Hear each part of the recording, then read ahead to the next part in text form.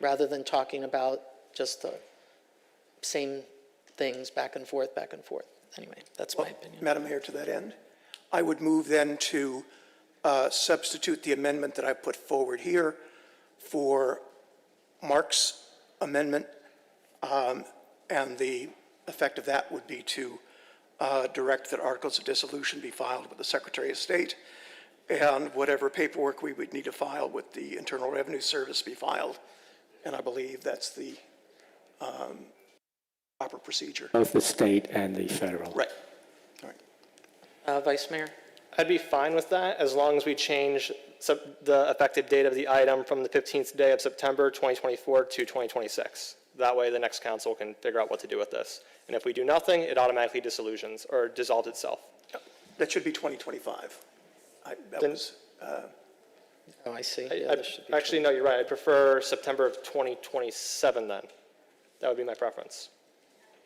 That it be passed and adopted as of 2027? Yes, that's 2 years from now. The goal is to essentially give the new council, which is sworn in December of 2026, roughly 9 months to figure out what to do with this. If they decide to do nothing with it, I say it just dissolves itself automatically by this item. Mr. Attorney? Yes. Can we incorporate a date that this was passed and adopted and date it 2 years from now? Or would we have to put in? We would state that the resolution becomes effective in 2027. That's my motion. Okay, there's a motion. I do have a question. Yes. Then I'm sorry, are you seconding so you can ask a question? no, I'm still talking about the amendment that the Vice Mayor made. We're back to that. We have not, we never voted on that one. Okay, that's right. I'm still talking about that. That's correct. Give me one moment, because what was your amendment? I didn't hear you make The amendment was to remove the position of vice chair in the I'm so sorry, yes, okay, all right. Do you want to vote on that? No, I'd like to make a comment on it. Okay, go ahead. All right, so I'd like to ask the question of the Vice Mayor of his comment. Then what you're saying is that the current foundation will exist until 2027. Is that what you're saying? Or is what you're saying that my resolution, which goes back, which reverts to the original foundation, will stand until 2027? So my goal tonight is to have the bylaws from 2004 that we discussed in the Sunshine meeting at length be adopted. And if, I'm sorry? I'm sorry to interrupt. You mean 2004? Yes. Okay, you just said 24. 2004. Been a long day. So my point is this. I'd like to take what was adopted in 2004, make that the bylaws, and then if we as a council decide, whoever's up here after us decides to keep those bylaws and keep the foundation alive, their call. If they don't do anything with it, we have set an automatic expiration for this, and that's it. It's over. Madam Mayor? Yes, sir. Is your amendment regarding the position of vice chair still viable based on what you just said? I don't see why not. So we would go back to the 2004 bylaws, and within those bylaws, we would remove the position of vice chair.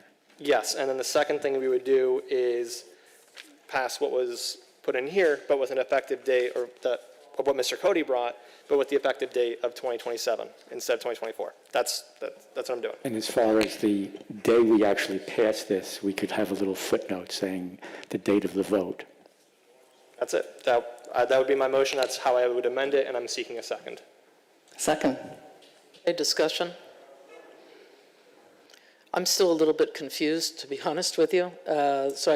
We've got two things in front of us right now. We have to first vote on the amendment to the councilwoman's resolution. Which is just the vice chair component. Correct. Okay, so let's vote on that, and then we can figure out, maybe I'll have more clarity. All those in favor? Aye. Opposed? Nay. Well, that means the position of vice chair will remain in the whatever bylaws we have. All right, so now we've got two things in front of us. We have the resolution from the councilwoman, And then we've got a resolution from Councilmember, well, an amendment which, from Councilmember Cody. So what's our next step here? Next step is to read the amendment and vote on the amendment, and then vote on the Councilwoman's main resolution. Okay, but the current amendment says 2025? Right, it should Well, it say- says 2024, but should that's say a typo. 2025. Okay, got it. All right, I'd like to move to amend the amendment to I think we have to 2027. move the amendment first, right? So let's move the amendment itself. You want to move the amendment? Move it. Is there a second? It is the amendment, but then we're going to talk about that, and you can make another amendment to the amendment. Yeah, I'll second it. Thank you. Discussion on the amendment, yes? So just to clarify, what I'm seeking to do is not have the entire resolution take effect in 2027, just this section to dissolve the foundation. That's what I'm seeking to do, and I wanted to clarify that. Well, that is the motion, that is what the amendment states.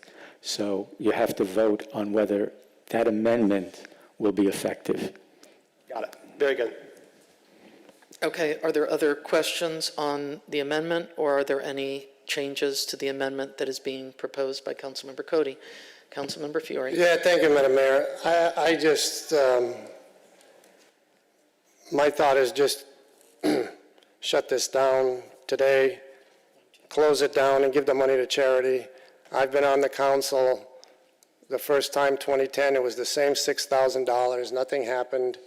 I don't know what we're doing here with all these amendments, seems ridiculous, so I would proffer to my colleagues, just let's shut it down today and let our city attorney send the paperwork in and donate the rest of the money to charity. And that's it. what my amendment would do.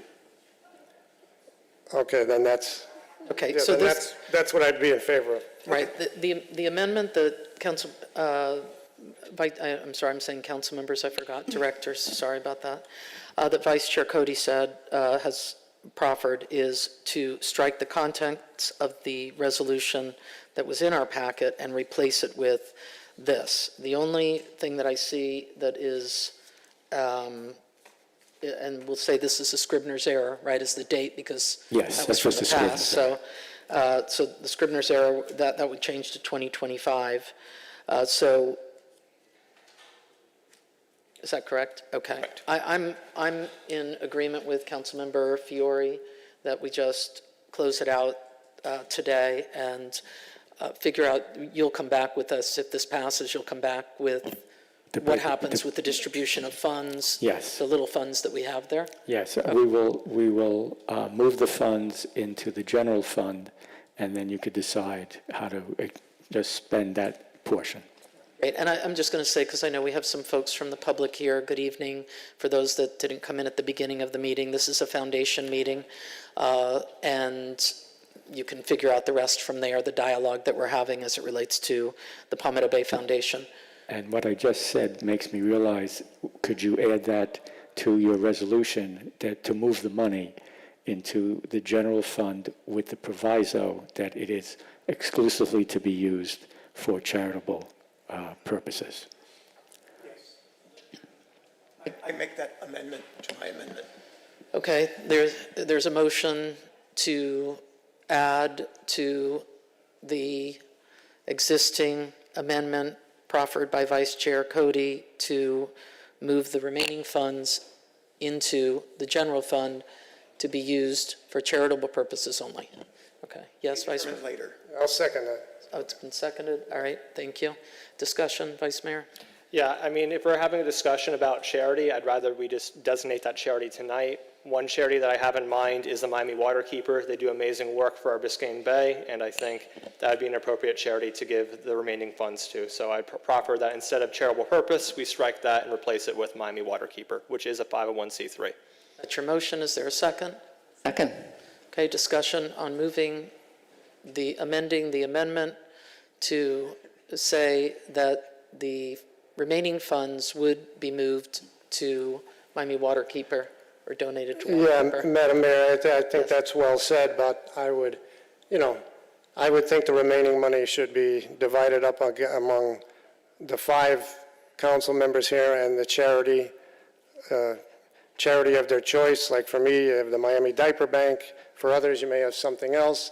Just divvy it up in equal amounts of 5 and donate it to those specific. I think this way you're helping, instead of one organization, you're helping 5. Right. I would endorse the idea of donating it to the diaper bank as well, if we're going to do it. That's not what he said, just Well, no, for but the I mean, in record, terms of, right, if his right, 5th, my 5th would go to the Right. diaper Wouldn't bank it, as would well. it be more appropriate for us just to, I'm I know, trying to figure out the I'm- process, only because Me too. it's a little more convoluted because it's the foundation, as Yes. opposed to just the regular budget items that we discuss. Yes. So let me ask you, and if you don't know, it's okay, let's understand. figure it out together. If we've already, well, actually, we haven't voted on the moving to the general fund for charitable purposes yet, but if we do that, would it be appropriate, once it's in the general fund, for just to have language as was indicated here by Councilmember Fiore, and then do we need to bring an item to say these are the charities of choice of the 5?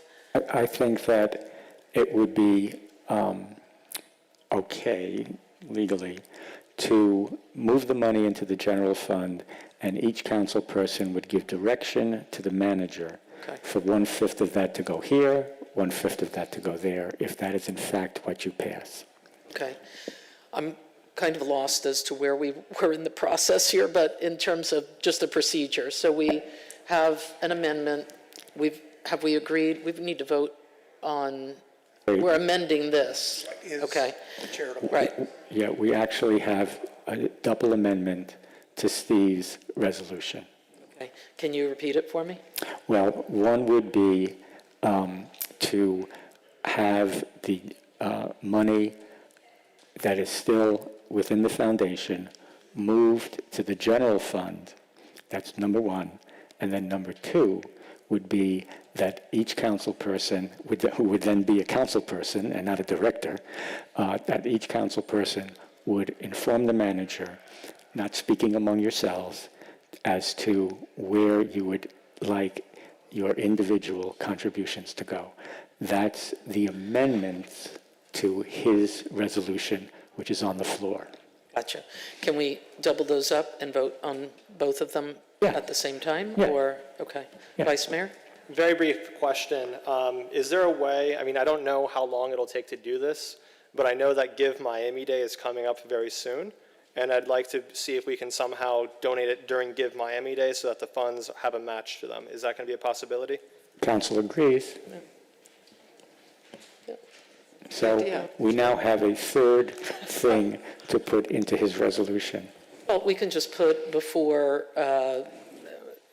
we can put a date. I mean, Yeah. it doesn't have to, we don't have to add all the Give Miami language. We understood it, don't. we just said it. So could, what's a good date for, I don't have a calendar in front of me. I think the Give Miami Day is November 16th. Yes, something I know like when it that. is. I'm just saying, when would be, could we donate the money by the 10th? You'd be donating it right now. Okay, right, yeah, okay. Yeah, what? Yeah, Okay, yeah. all right, so we have 2 amendments to the amendment. That's what I Can we vote, are understand. we voting on them separately? Yes. Okay, so the first amendment we're going to vote on is to move the money to the general fund. Is that correct? All right, all those in favor? Aye. Anyone opposed? Okay, so that passed 5-0.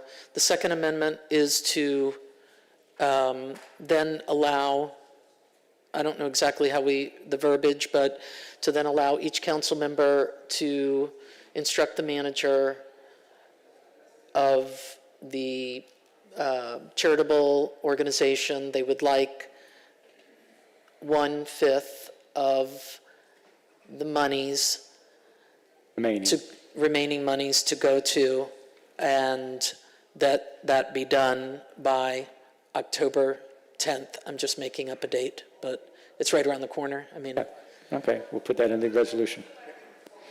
okay, so that's the second amendment. All those in favor? Aye. Aye. Anyone opposed? Okay, now we're back on the amendment as it's been amended. Can we call can I call it? That would be Steve's item. Right. And I think you have a copy of it, right?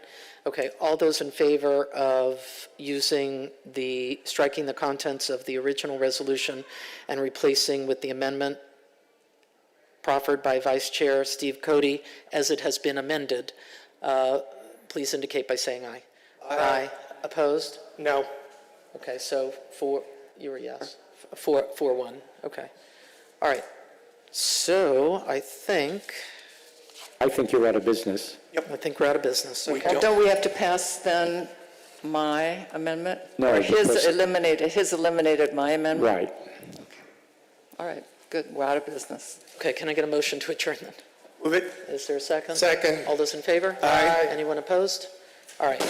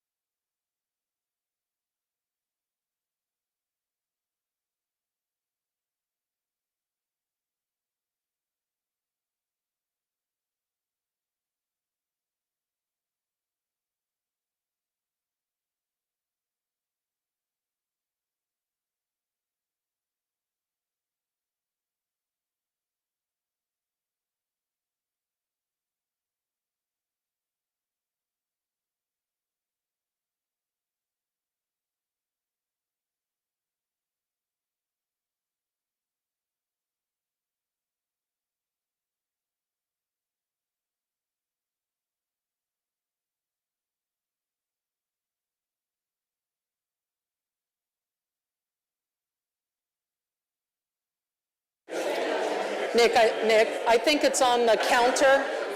I think it's there, yeah. Good evening.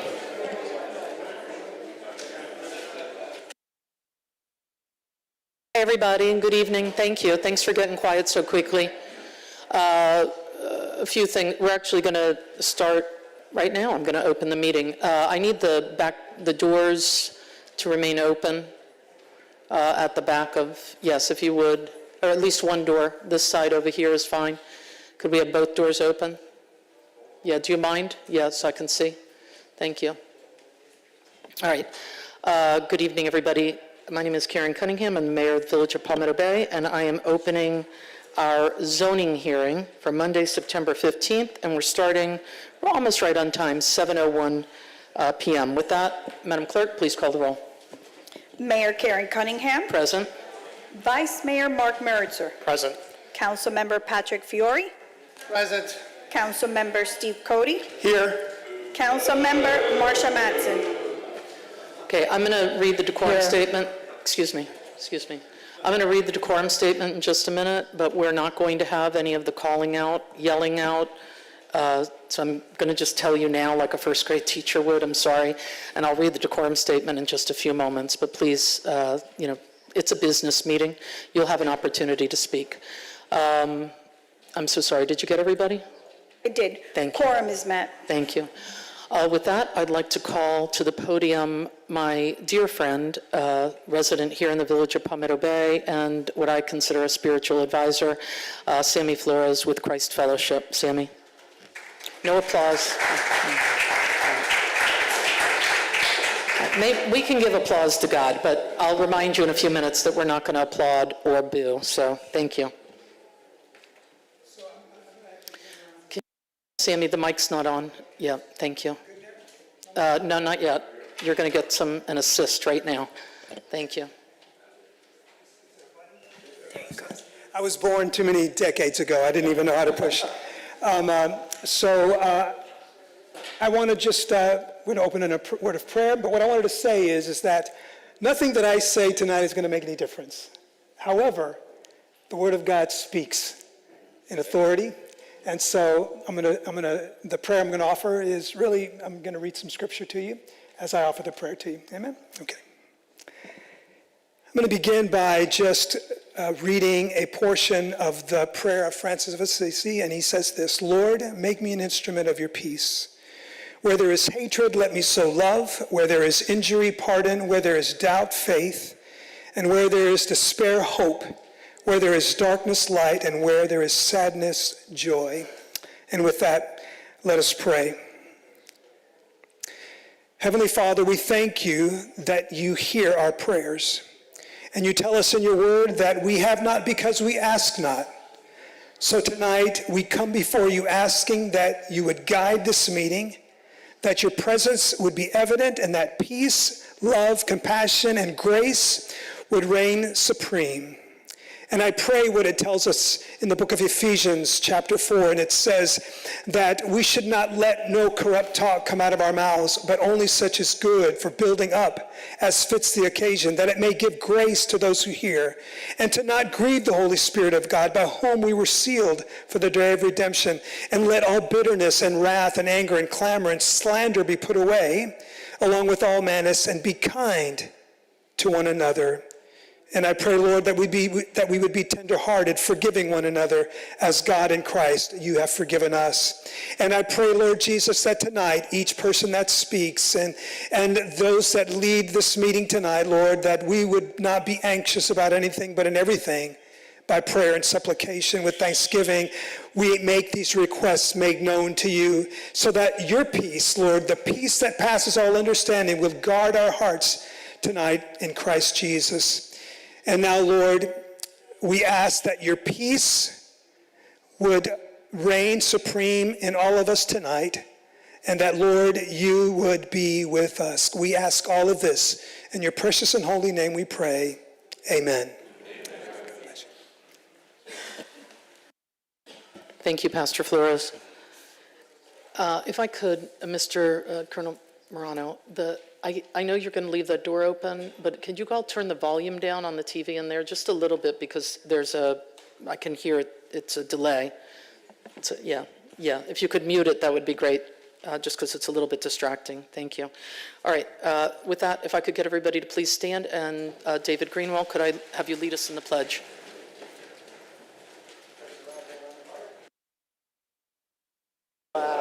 Of the United States of America, and to the republic for which it stands, one nation, under God, indivisible, with liberty and justice for all. Thank you. Okay, so I have a history of not reading the decorum statement. How many of you have come to a Palmetto Bay meeting in the past, if you'd raise your hand? Well, you'll know that I've not read this statement before. I am going to read it tonight. I know that emotions are kind of running wild for most people, myself included. So I think the decorum statement's going to be important. I am going to point out a couple of things in it as well. Any person making impertinent or slanderous remarks or who becomes boisterous while addressing the council may be barred from further appearance before the council by the mayor, unless permission to continue or again address the council is granted by a majority vote of the council. Applauding speakers shall be discouraged. Heckling or verbal outbursts in support or opposition to a speaker or his or her remarks shall be prohibited. No signs or placards shall be allowed in the council meeting. Persons exiting the council meeting shall do so quietly, and if you could, all cellular phones and beepers, this must be a really old decorum statement, are to be silenced during the meeting. So if you could silence your phones, that'd be great as well. I saw a few things. I saw, I guess, a flyer, but it looks like a placard to me.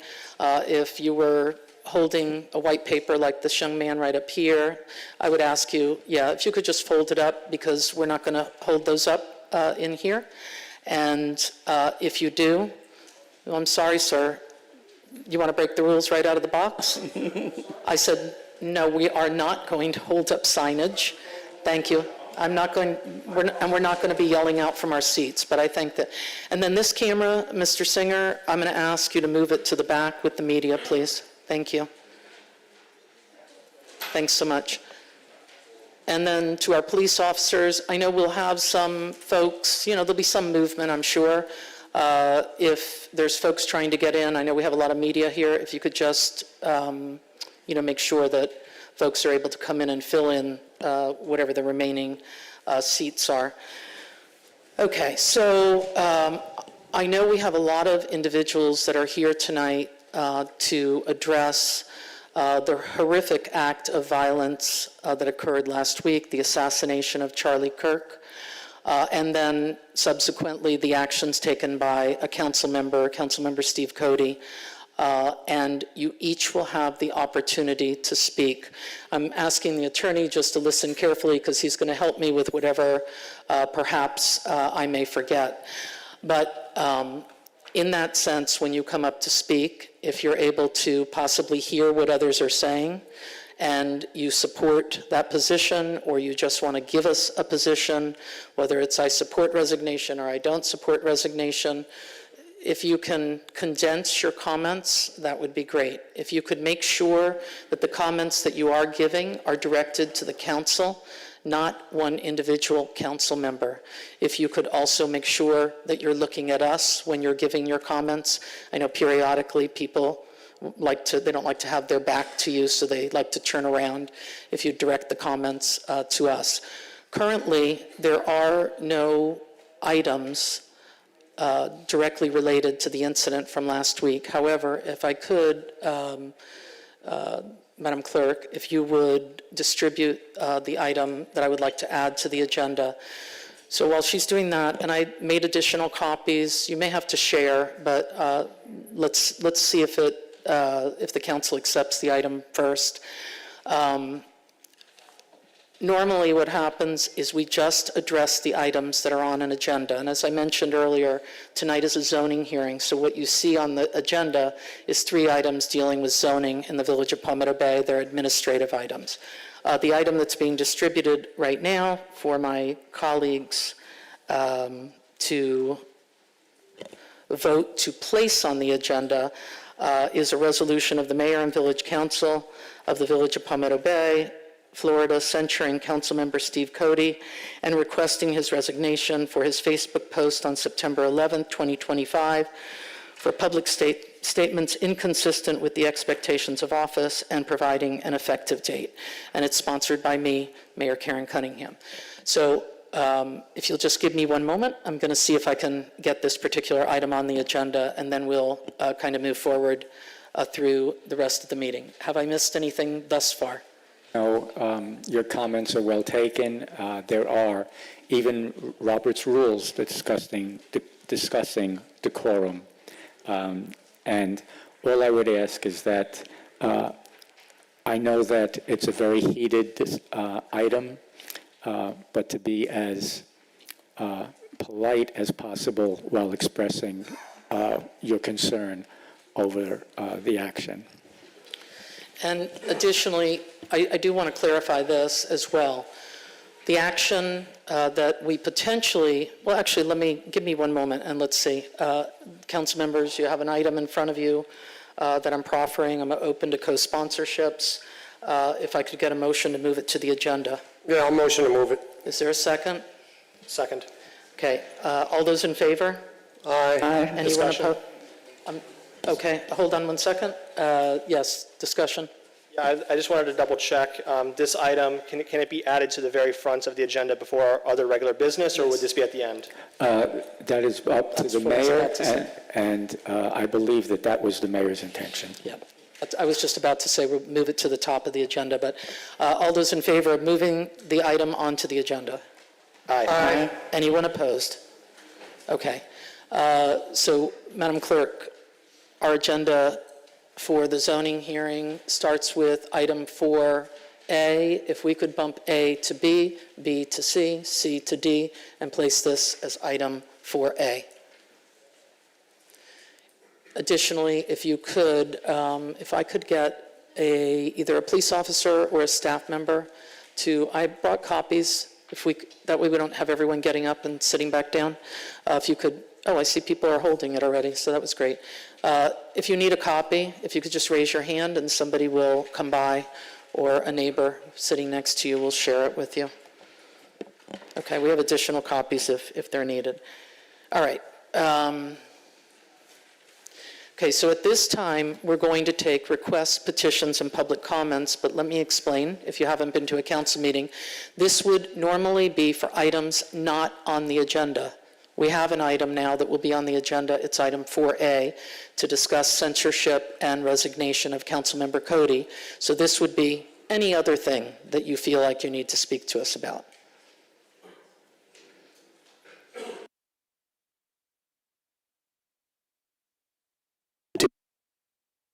Turned it off. It's still got it off. It's the little mouth piece there. No, it's on the panel. The clerk's going to help you. Thank you. It's been a while. Okay. David Singer, 8360 Southwest 154 Terrace. I'm not calling for his resignation, right now, but I will be talking a little later on after I read this. I want to see how far I can get through my comments before my First Amendment rights are infringed upon. I've already spoken to the village attorney, and he's told me what I can basically say and what I can't basically say. I was born and raised in Palmetto Bay for approximately 60 years. Went to Carl Reef Elementary School, Palmetto Junior, and Palmetto Senior High. We're now seeing the most revolting point in our village history, and there are numerous individuals on the dais to blame. The mayor has finally taken a stand and asked Steve Cody to step down for his abhorrent comments about Charlie Kirk's assassination. But the real question is, where was the mayor, the rest of the council, and the executive officers during the last 4 or 5 years where his behavior was completely uncouncilmanlike, unethical, and immoral? Steve Cody has not represented what's best for village residents in the last 5 years. Where was the mayor, council, and executive officers when he was attacking individual council members such as Marcia Madsen and Mark Moritzer? Where were they when he was attacking and making fun of village residents such as Pam Gorman, Carol Vega, Bev Gerald, and Jennifer Santiago Finger? Where was the council when he was drawing and posting pictures of half-naked children on his Facebook page?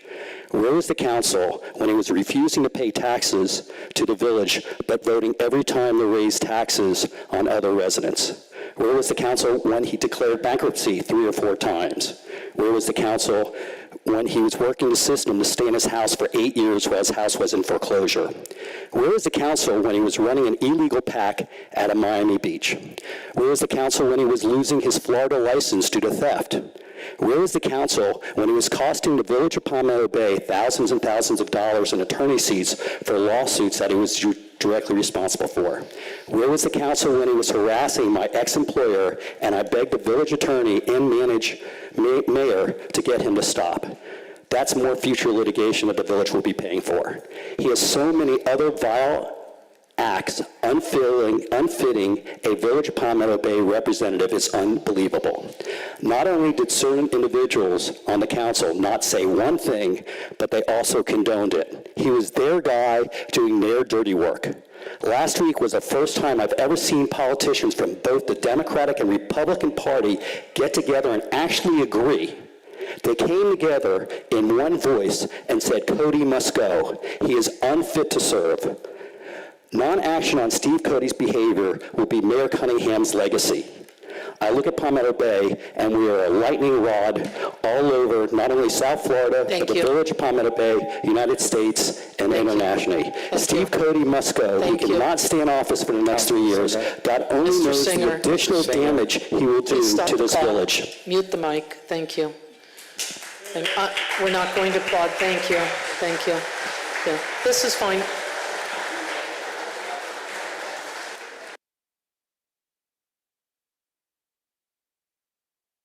I'm going to wait, and I will ask, I don't know if they can they hear me? Can you hear me in the lobby? Okay, thank you. So I don't know if you were here for the beginning part of the meeting where I said no applause, no boos, no placards. I'm going to ask our police officers if you could monitor the lobby as well. It's very distracting. So we're trying to focus on an item. So give us just a few moments, and if you're going to speak and you're in the lobby, when the line queues up, that would be a great time for you to move forward. The police will let as many people in as they can at a little bit at a time. Okay, go ahead, next speaker, please. Name and address.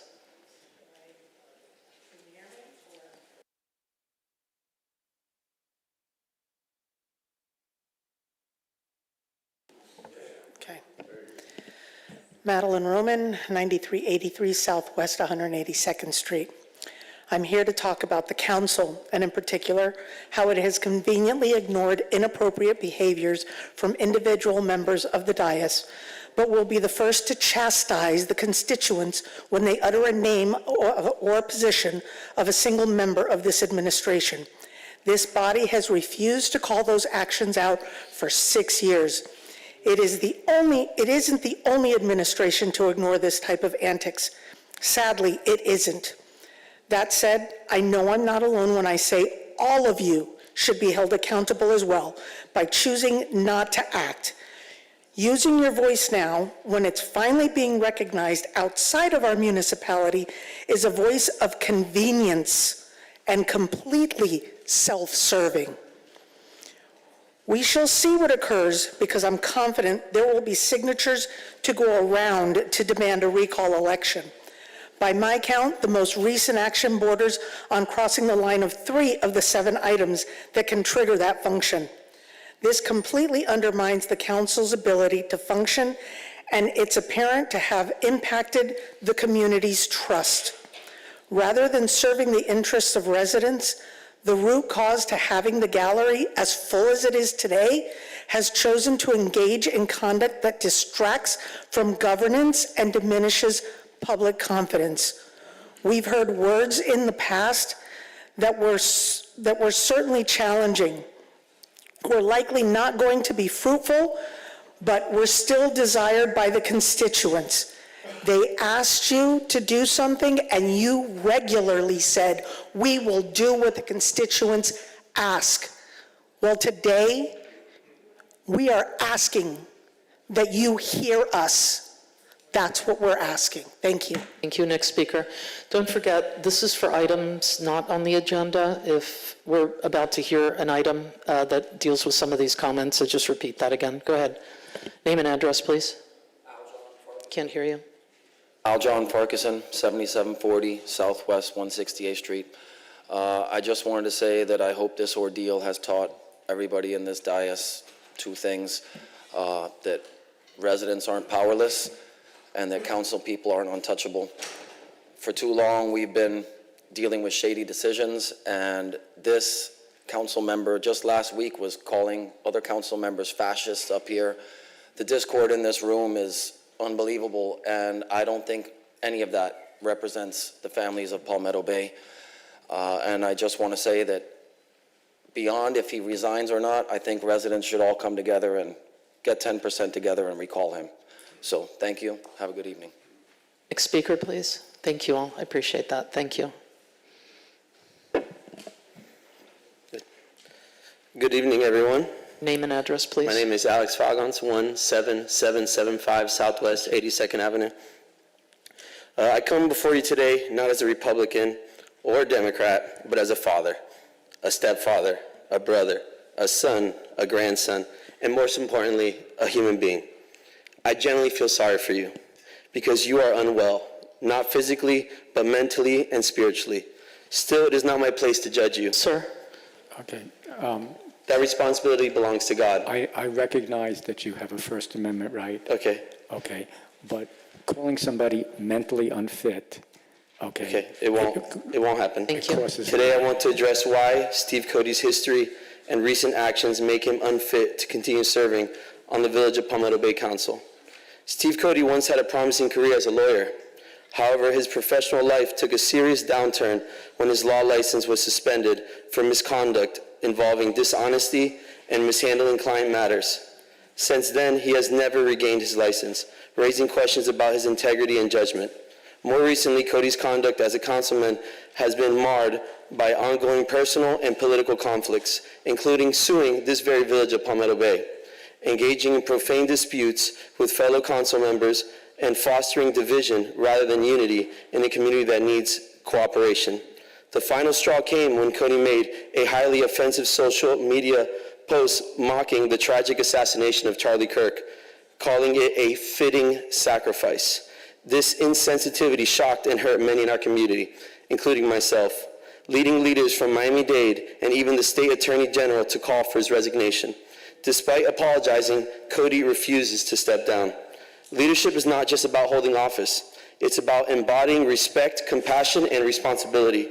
His history and professional misconduct, ongoing legal battles, divisive behavior, and recent disgraceful comments demonstrate he can no longer be trusted to serve or represent Palmetto Bay. For the good of our community, it is time for Steve Cody to resign and allow someone with the character and integrity that our village deserves to lead. You showed no remorse. You doubled down in your interview with the news, and that speaks volumes. Your job is to represent the people of Palmetto Bay, and the people have spoken. I've always said that I would stay out of politics, but your actions have left me no choice. Now I've turned my focus on you and on protecting our community from people just like you. You may believe you'll finish your term, but let me be clear, your days in office are numbered. If necessary, I will launch a chapter of Turning Point USA right in your backyard. People will know exactly who you are and what you said. The day Charlie Kirk died may have marked a turning point, but not the way you thought. It will be remembered as the day your own reputation began its well-earned decline. You have a choice: resign and disappear quietly, or stay and watch your name and reputation crumble. Thank you, everyone. God bless America, and God bless the village of Palmetto Bay. Next speaker. I'm going to ask, this is going to really be the last time that I ask. Lieutenant, Sergeant, last time I'm going to ask. Excuse me, sir, I'm not having a dialogue with you in the audience. Thank you. For the folks, if you can hear me in the lobby, I'm going to ask one more time. I read the decorum statement. I'm happy to read it a second time. Please, no applause. I know the folks over here. I see you with your hands up. If it's something you support, give your hands a little wave. We're not going to be yelling out from the audience. We're not going to be clapping after each speaker. Thank you. Go ahead, name and address, sir. My name is Bob Miller, 8801 Southwest 176th Street. I've lived in Palmetto Bay since '89. I've raised 2 kids here, and my wife and I are still in the same house we've been in. We moved here. Did not vote for incorporation because I knew things like this would happen down the road, but here it is, and I can't get rid of it, so now I got to live with it. I appreciate what you letting me speak to council on these matters. I'm not very happy with some of the council members that don't always vote the right way, in my mind, but I guess that's all politics, and that's the way things have to go. I do agree with everything every one of these other people have said about one of your council members. I'm choosing not to say his name because it's been said many times, and he should not be here at all. I wish he would go away, but I guess that's not going to happen because he's sitting right over there. And, you know, it's just people to say that. And I also want to say that Charlie Kirk was a very good person, and he was trying to help the youth. And for somebody to take him out like that was just unspeakable. And for somebody to make light of that is even worse than the guy that took him out, in my mind. So that's all I have to say. Thank you very much for your time. And I agree with, like I said, everybody, especially Mr. Singer, had to say thank you. Thank you, Mr. Miller. Next speaker, please. And thank you for the hand wave and rather than the applause. Yes, ma'am. Good evening, everybody. Buenas noches a todos. Sorry, It's okay. I'm very nervous. Don't be nervous. Name and address, though, please. My name is Lourdes, Lourdes. Last name is Mier, M like Mary, I-E-R like Robert. I reside right off Quarroost area. It's my first time doing this. Go ahead. I feel as an American citizen, a spiritual being, I pray to God that we all come together as humanity and forgive each other for the wrongdoings, the evil thoughts. America is a melting pot. I'm not a political person. I'm a human being. I came from Cuba when I was 7 years old for the freedom. I feel that we all have to come together as Americans, come to the table and speak with harmony, faith, and unity. Because if America fails, we all fail. I'm not pointing fingers tonight. I'm asking God to intervene here and in the future for everybody to find peace in their heart and not be hateful to one another. Love thy neighbor. Respect one another. We have difference of opinions, but we each have a voice. I am shaking. I'm sorry to all. With much respect to the community in Palmetto Bay, I've lived on the other side of the turnpike since I was 14 years old. I've seen the changes in my community. I've seen the changes in America. And I think we should all unite and put fear and evilness aside and just be loving to one another. We have one life to live. Thank you for your time. Good night, everybody. Thank you. Next speaker, please. Again, I'm just going to remind everybody that this portion of the meeting is requests, petitions, and public comments not related to the agenda item. If you're going to give your comments now, that's fine, but when we do hear the item, we won't have you come up to speak to the item a second time. Thank you. Go ahead. I'm here for a very unusual evening and a remark. I'm representing the Name and address first. I'm John sorry. Waters, 16900 Southwest 88th Court, Palmetto Bay. I got approval today from our National Judge Advocate of the American Legion to make a statement from our post, the Marlon Moore Post. Madam Mayor, my name is John Waters. I am the Squadron Commander of the Marlon Moore Post, 133 of the Sons of the American Legion. I joined the Post Commander in strongly condemning the vile comments made by Councilman Cody on 10 September. That's my statement from the Legion. My statement as a citizen of Palmetto Bay. Honorable Mayor, Honorable Vice Mayor, Honorable Councilmember Cody, Honorable Councilmember Mattson, there's a reason why we use these words when we describe you and when we talk to you and address you. I can't even imagine what it was when you guys first saw your name on a ballot somewhere, and the next day you were elected to your position, and now you're sitting there speaking for me and speaking for these people. You earned the right to do that by being voted into office. If you want to know how bad the situation is, you can Google any words on that sign right there about Palmetto Bay, and you'll see it.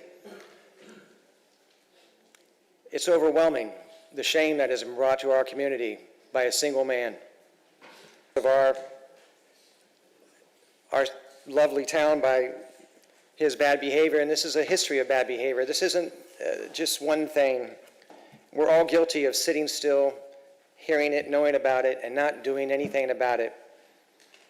But we cannot stand by in the face of darkness and let this continue. We must stand up.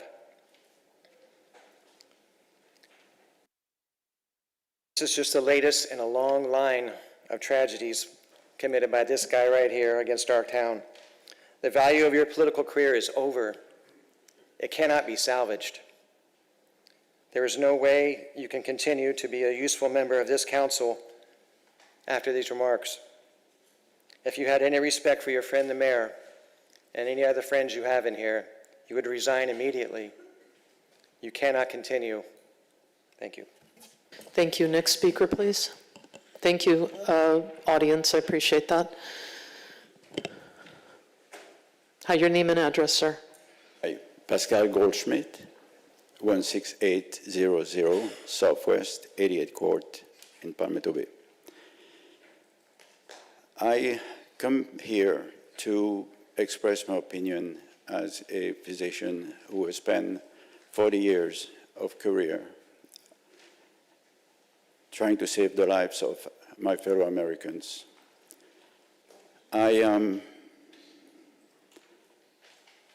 cannot understand how anyone could mock the assassination and the criminal killing of a fellow American.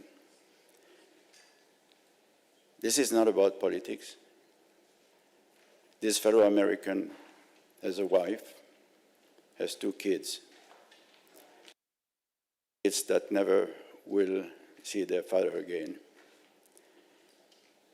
When that happens, the very last thing that we need as Americans, as humans, is to have to deal with the mocking of such a crime. There is no thing like a fitting sacrifice.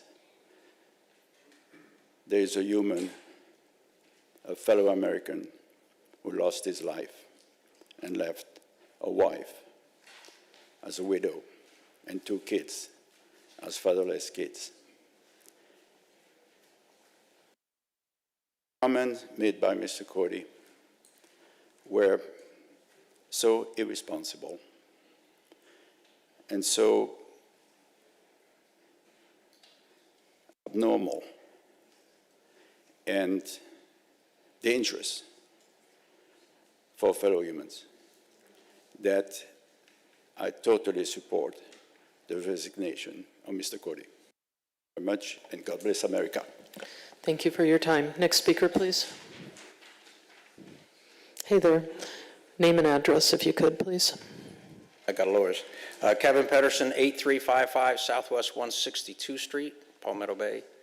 By way of introduction, the last time I was up here speaking, you were declaring Kevin Pedersen Day as a proclamation for Palmetto Bay. I'm so proud of this town. My whole family has served this country. My brother, my sister, I all went to Palmetto. Howard Drive Elementary School, been here since 1976. I'm the last one left. My son went to Palmetto, my daughter went to Palmetto, one of my daughters went to Westminster. They all serve the country now. Everyone in our family, all the male members of our family, have taken a bullet for this country. My son's a 100% total disabled veteran, West Point grad like his dad. He called me, he's up in Brandon, even though he's totally disabled in the military, he's still working at CENTCOM as a commander of the Afghan desk. He said, Dad, what are you still doing in Palmetto Bay? Our home. That's how insulting this is. That's how hurtful it is. A fitting sacrifice to our Lords Smith and Wesson, hallowed be their names. Lords was capitalized with it. Now, I own a lot of guns, sir. Proud of it. I took an oath many times for my country to support and defend the Constitution. The Second Amendment is part of that Constitution, whether some people like it or not. But Smith & Wesson, even though I own several of them, are not my Lord. My Lord is Jesus Christ. I don't know whose Lord that is, but it smells like it came out of the pit of hell, those statements, so I think I know where that Lord is. And then the statement of, you want to apologize for those that may have been offended, especially the family and the friends. Charlie Kirk is a friend of mine. I don't accept your apology because actions speak louder than words. If you're really sorry, tonight's the night to do it. At West Point, when I was a young plebe, they taught us something that's called Schofield's definition of leadership. Had to memorize it. The leadership that will build an army is not to be gained through harsh or tyrannical treatment. On the contrary, such treatment will destroy an army. You're destroying a city. I'm in your district.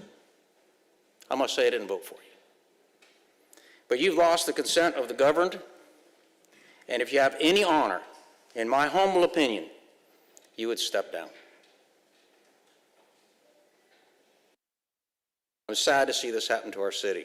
I had a war fighter that I've known all my life that called me from Colorado this week, and he said, get out of Palmetto. Thank you. My home.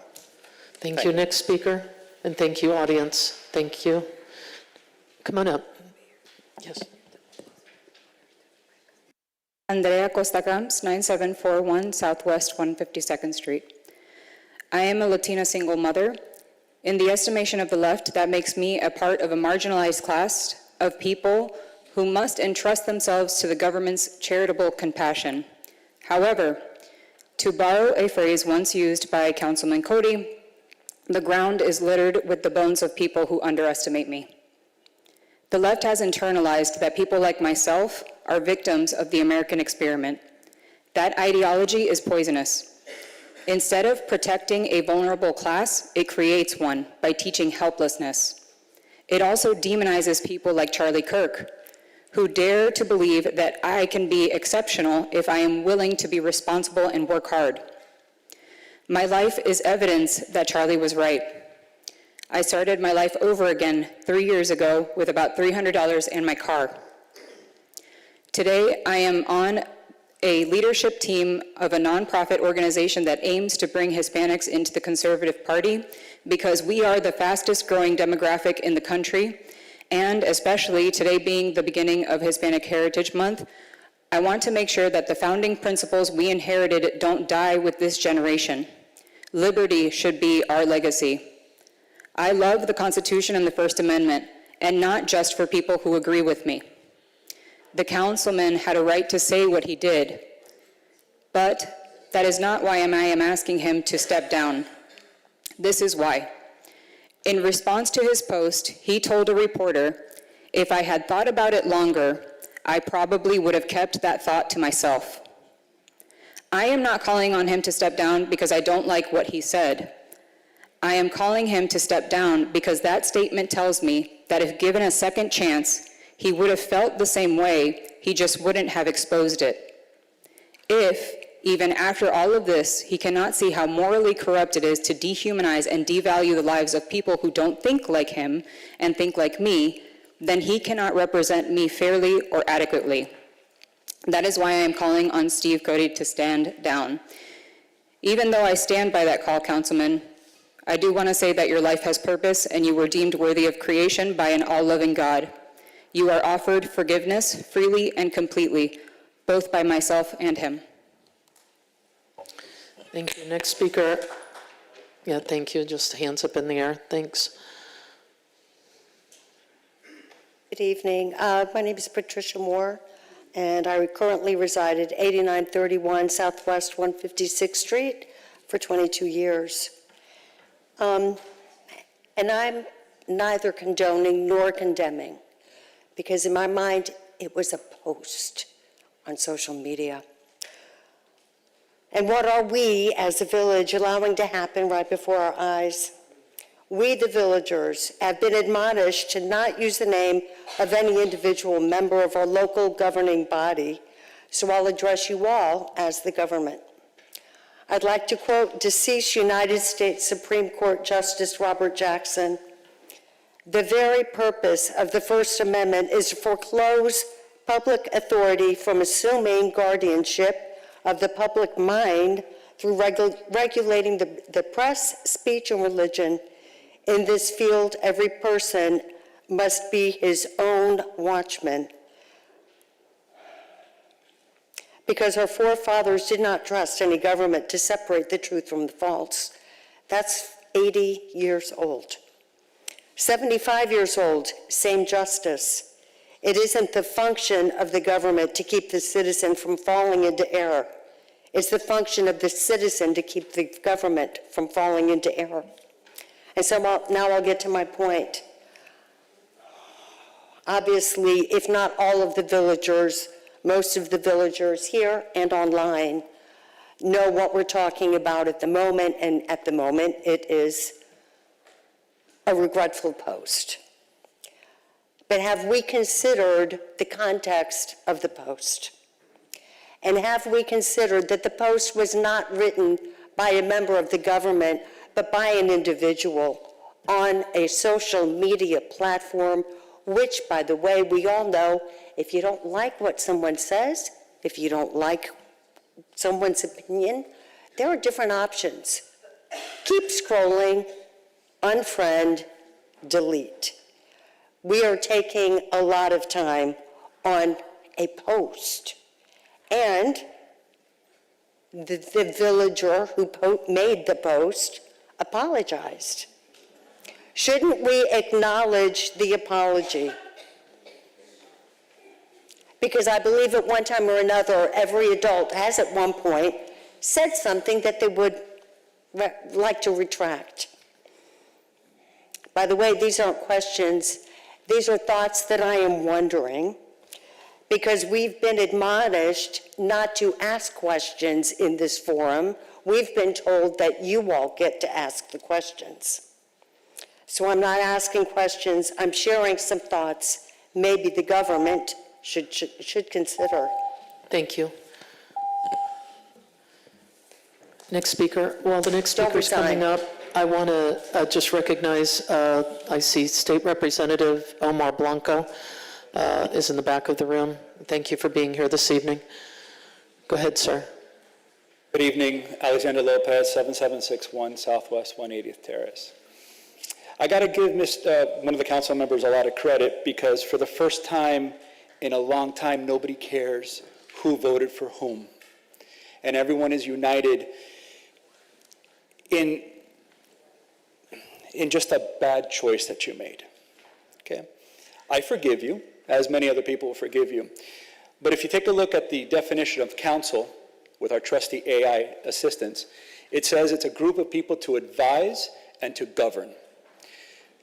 I do not have any confidence in being advised or governed by someone who would mock someone who just died simply for facing and saying what they believed in. Open dialogue, whether you agreed with it or not. Free speech is not supposed to be sterile. Free speech is supposed to be harsh, mad, maddening, angering. Because for me to respect free speech, I have to defend every core of my tenant for you to say what is the most offensive to me and defend that right. But that does not mean that you don't have the responsibility to understand what you say and understand what is said. Under Section 6 of Chapter 10 of our code, it allows for recall. May I ask the village attorney a question regarding that? If you would, you can go ahead and say that you have a question, and he'll at some point respond to it. It says 10% of electors. Is it 10% of electors of the district or is it village-wide? It's the total number of voters. Total number village-wide? Yes, that's correct. Okay. That's correct. Yeah. I'm not a mathematician, but I think the odds are not in your favor. I implore you to understand that this isn't about a post. This isn't about what was said. It's about a lack of confidence in your character and a lack of confidence in your ability to govern us and to lead us into the future and what we want. Palmetto Bay is a wonderful city that has been cast into the spotlight in a most unfortunate way, not by our parks, not by our residents, but by a very, very, very, very bad lack of judgment for a short period of time. And instead of repenting and saying, man, I kind of made a mistake, it's, I got caught. It's the same fervor that I feel every time I speed in Palmetto Bay and I don't get pulled over. I got away with it. Doesn't make it right. I'm still speeding. Sir, please set an example for all of us. Take it, take your loss, and move on. Thank you very much. Thank you. Next speaker. Thank you to the audience as well. Name and address, please. Tony Musto, 8820 Southwest 181 Terrace. I was about to go on a rant, but luckily the rest of the speakers took most of my content already, so we're good to go. You know, I have a 14-year-old boy, and I try to teach him the difference between acceptance and agreement. And I think that's a lot of the problem with opinions is that we don't agree with people, and then all of a sudden we don't accept them. And that's not what's supposed to happen. Just because you agree with someone, you still have to accept their opinion. And in this case, Councilman Cody, I don't accept what he said, and that's fine, and I don't agree with what he said, but he really has a right to an opinion. My biggest problem is the fact that this is an elected official who's supposed to be a vision of leadership. And that snap moment when someone decided to go on social media and post something and didn't have the right judgment to say, okay, I'm someone people are supposed to look up to, I'm supposed to be leading the people, but yet I'm going to post this. Like that's where my bigger issue is. You have a right to an opinion, but all as professionals, and I know I'm active on social media, as some of you know, and most of you do not reply to me because you have that professionalism that says, you know what, I'm an elected official, I probably should not have that snap judgment, and I should, you know, maybe a step above what he's saying. And that's what my biggest disappointment is. So moving forward, how do we trust any decision being made when you have someone who's not professional enough to, you know, whatever came through with this incident and the assassination, to not just say, you know what, I probably shouldn't put my opinion out there. And I don't want to go back to history because we go back to, you know, comics and characters and all the other BS that is put out there. That's my biggest thing. How do I trust? How am I, as a citizen, supposed to look up to someone who at that point in time didn't have the level of professionalism to say, you know what, it's not right for me to post this right now. I probably shouldn't do it. And that's all I have to say. Thanks. Thank you, Tony. Next speaker, please.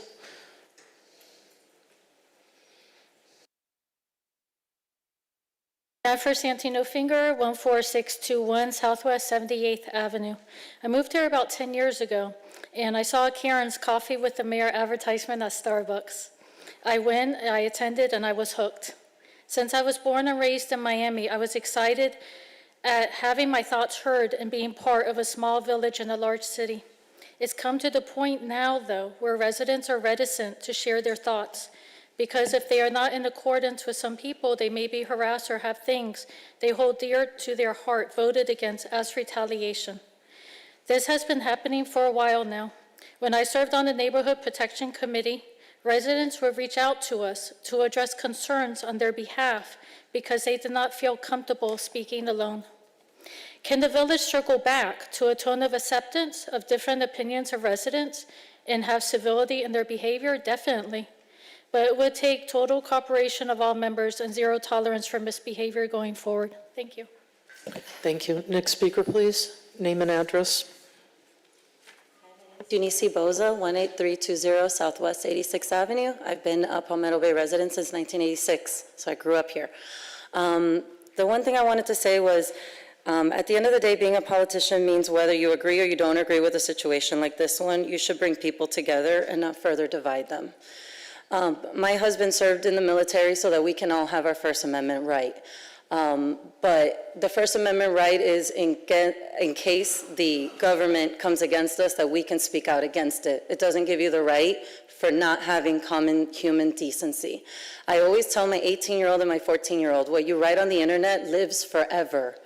And me being an adult, knowing that, 43 years old, telling my children that, to teach them, and for you to be older than me and not know that is very reckless. Because now I have to go explain to my 14-year-old daughter why I'm not home making dinner right now, and why I'm here speaking up and saying, you know what, there's a responsibility, and not just you, everybody, to speak properly. Remember, this new generation's looking at us. And what we do now at this moment is going to set the tone for the rest of our lives. Thank you guys so much. Thank you very much. Thank you to the audience. Next speaker. Tao Chen, 8601 Southwest 140th Terrace. I'm an engineer and I'm not affiliated with any party. I'm not involved in politics, and I had never heard of the name Charlie Kirk before. When I first saw the name on the internet news, I thought he must be a celebrity, like a popular music star or movie star. Then I was dismayed to learn that he was killed because of his political opinion. Then I learned that our village council posted on social media expressing his empathy with the killer and showing the world that he stands behind the killing. Charlie Kirk was killed to make him shut up. I grew up in a socialist country ruled by communist dictators. In China, as in many socialist countries like Cuba, North Korea, and the former Soviet Union and its satellite countries, expressing opinions that are against the ruling party can lead to death penalty. It's a socialist practice to make opposition silent. There is one example I remember, that a young lady was sentenced to death, and her crime was opposing Chairman Mao's proletarian revolutionary line. She was paraded on a truck through the city street to the execution. To prevent her from shouting counter-revolutionary slogans and spread poison during the parade, her throat was cut and a pipe was inserted. As a person who spent half of my life living through socialism before, it's clear to me that the radical left is pushing this country in the exact same direction. The difference is that instead of labeling the enemy counter-revolutionary, now the fashion label is racist. Only Black Lives Matter is correct. When I commented on social media that everyone's life matters, I was accused to be a racist, and my account was suspended. People who have different opinions from the radical left got silenced by all means. They are banned from social media platforms, they are forbidden to speak in universities, and they are sentenced to death, like Trump and Charlie Kirk. And they succeeded this time and got cheered on by our council member. I support the resolution to call for his resign. Thank you. Thank you. Next speaker, please. Thank you, audience.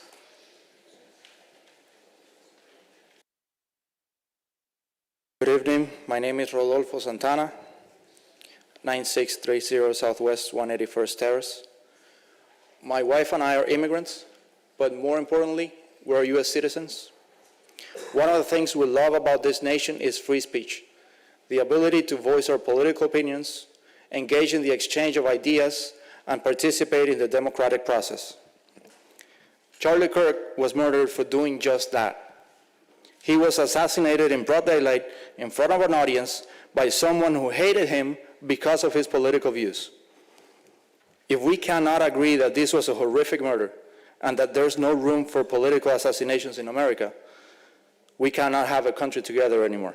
There is no path forward, there is nothing to save. From there, it's all gone. This strikes at the center of what America represents to so many of us. Yet, to Councilman Cody, this seems to be a big joke. He mocked Charlie's death and suggested he deserved it because of his own political opinions. Charlie was close to my age, and his daughter is about the same age as my own.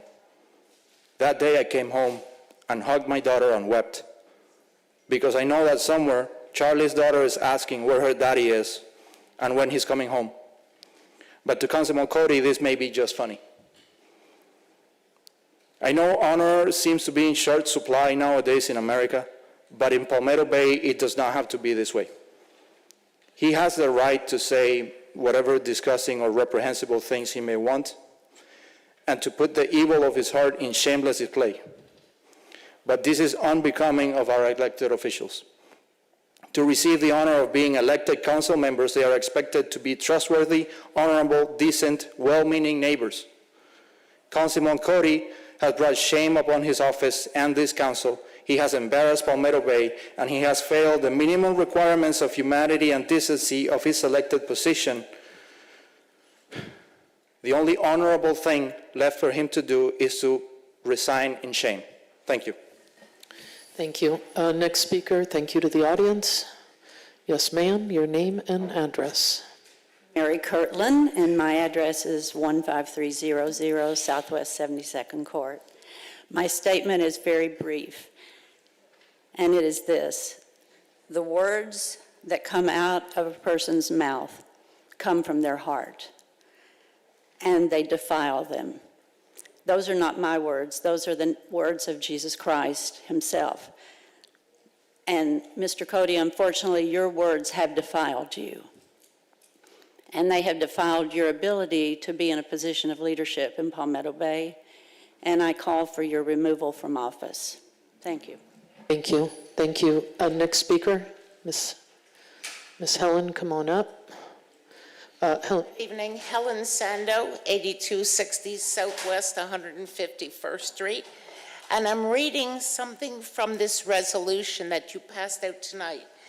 It says, whereas while Council Member Steve Cody's statements are protected under the First Amendment, the Village Council retains the authority to formally censure and request the resignation of members for that conduct that undermines public trust, community confidence, or the integrity of the office. I think we've met that tonight.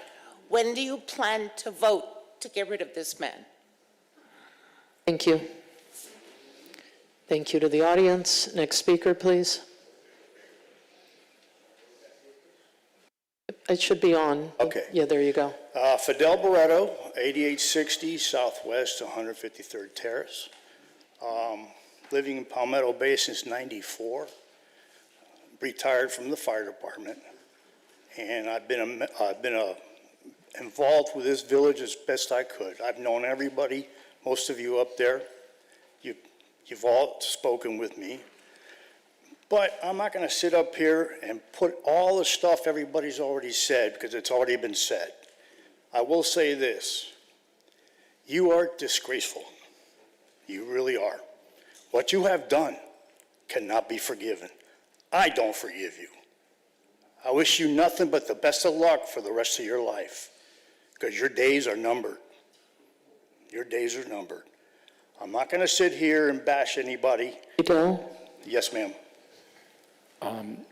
You indicate that you don't want to bash anybody, so I would Okay. most respectfully I retract say- what I just said. Thank you. Go ahead. I apologize. Thanks, Fidel. But do the right thing. Step down. We don't want you here no more. You've made us look like something that I won't say, but I'm telling you right now, thank you. Thank you. Next speaker, thank you to the audience. Vivian Siriana, 16810 Southwest 88th Court, and I want to remind everyone of the post that he stated. He said, "A fitting sacrifice to our Lord, Smith & Wesson, hallowed be thy names." Such a disgrace. His words are inhumane. Let's not treat this like another controversy. This is not sarcasm. This is not dark humor. It's audacious, inexcusable behavior from a sitting elected official mocking someone's murder. glorifying political violence, turning tragedy into entertainment, and doing so with smug satisfaction. Let's not forget the real loss here. I invite you to say Charles James Kirk, a husband, a father, a son, a brother, a friend, a God-fearing Christian. People love him, and people are now grieving. Cody did issue an apology. Was it genuine or sincere? No, it wasn't. He's sorry that people are outraged and demanding his resignation. That's not remorse, that's self-preservation. Make no mistake, Steve Cody is not a man who had a lapse in judgment, and his behavior has not changed, because this is who he is. He's combative, he thrives on conflict, he lives for controversy. He's a pathetic, vile human who holds hatred and anger towards others. Thank you. I'm not done. You can, I know you're not done, but I'm going to ask you to keep your comments in check, please. May I continue? Yes. He's not here to serve Palmetto Bay. He is here to feed his own ego and to cling to a false sense of superiority. The council seat is not a public service to him, it's a platform. He uses to provoke and to create chaos, and not representing our community. We've seen his behavior time and time again. But after this comment, it's the last straw. He's crossed the line that cannot be ignored or forgiven. There is no excuse for this kind of cruelty. There's no justification for mocking the loss of human life. And there's absolutely no place for this council for someone to see his violence as a joke and public office as a game. So I state, Councilman Steve Cody must resign immediately. We, the residents of Palmetto Bay, deserve better. This village deserves leaders who respect life, uphold decency, and take this office seriously. And the family of Charlie Kirk, his wife, his children, his loved ones deserve better than to see his name and his death used for cheap political points. This is not who we are. Thank you. Next speaker, please. Thank you to the audience. Hey there, name and address. Hillary Sturkey, 17522 Southwest 84th Avenue, Palmetto Bay. I'm not going to recite what everyone has said. I wholeheartedly agree that Steve Cody should resign. This is completely unacceptable for anyone, especially an elected official. We cannot move forward as a community with someone who shows such disregard for human life and public trust. And if it's true that Mark has made a decision to halt council business until Mr. Cody resigns, I support that, and I urge the council to act tonight. Mayor Cunningham's past support of Mr. Cody raises concerns about her commitment to see this through, but we need leadership, and we need this to happen, and I agree that he needs to resign. Thank you. Thank you, Hillary. Next speaker, please. Hi, Roberto Perez, 17553 Southwest 85th Avenue. I did not have any prepared comments. I did not intend to come up and speak, but sitting in my chair and praying to my Lord, Jesus Christ, who you mock with your rainbow flag, in case you didn't know that, it seems to have escaped everyone that the First Amendment is the right to speak, regardless of how heinous that speech may be, regardless of how reprehensible that speech may be, whether it's in print, social media, spoken, however. One thing everybody has forgotten is that it comes with consequences. The Second Amendment, which he also mocked, protects his First Amendment, which he seems to forget, apparently, and seemingly from what I hear on a regular basis. His behavior is not representative of me. My Lord Christ has instructed me to turn the cheek, but how often should we turn the cheek? That is reprehensible. He has mocked someone's death. Are we supposed to sit here and enjoy that and allow him to say, yes, he speaks for us, yes, he represents us? Absolutely not. Behind the Bible, which is the greatest written document ever, the Constitution of the United States is the second greatest written document ever. And I put it before you that he is also mocking the Constitution of the United States and these United States, to which he stood here and pledged allegiance to, as well as a nation under God. Yet, his rainbow flag persists, a mockery of God.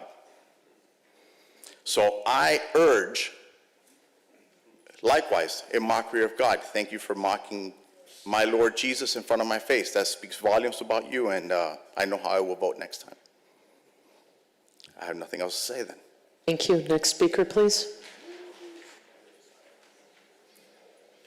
Hello, Council. My name is William Weiler, 7990 Southwest 147th Street. I've lived in Palmetto Bay for 19 years, and I've never been in this building. And I think I speak for a lot of people who are packing this building that they've probably never been in this building either. And for somebody to do something as terrible as one of our leaders, as what happened the other day, I think I speak for all of them. We're not going away until you resign. I'm not. Thank you. Thank you, William. Next speaker. Thank you, audience. Gail Copa, 17450 Bill, could you just pull the mic down just a little bit, because there you go. Thank you. Southwest 85th Avenue. I don't have a prepared statement either. I just came here as a member of the community to urge you to resign, Mr. Cody, and for you, if not, for you guys to do the right thing. This was just the last straw in a line of things that everyone's already mentioned, but I just want to urge my support of what everybody else has done. Thank you. Thank you. Next speaker, please. Thank you, audience. My name's Stephen Tate, 9319 Southwest 170th Street. I've lived in this community for 67 years, much longer than any of y'all. I've seen changes here that y'all never seen. What Mr. Cody has done is despicable, basically. And you yourself, Karen, Connie Mann's backed him for the last 4 or 5 years. And even with all, as Mr. Singer posted, as much as stuff as he put out on his own Facebook, you still post him. So, I mean, we have actually...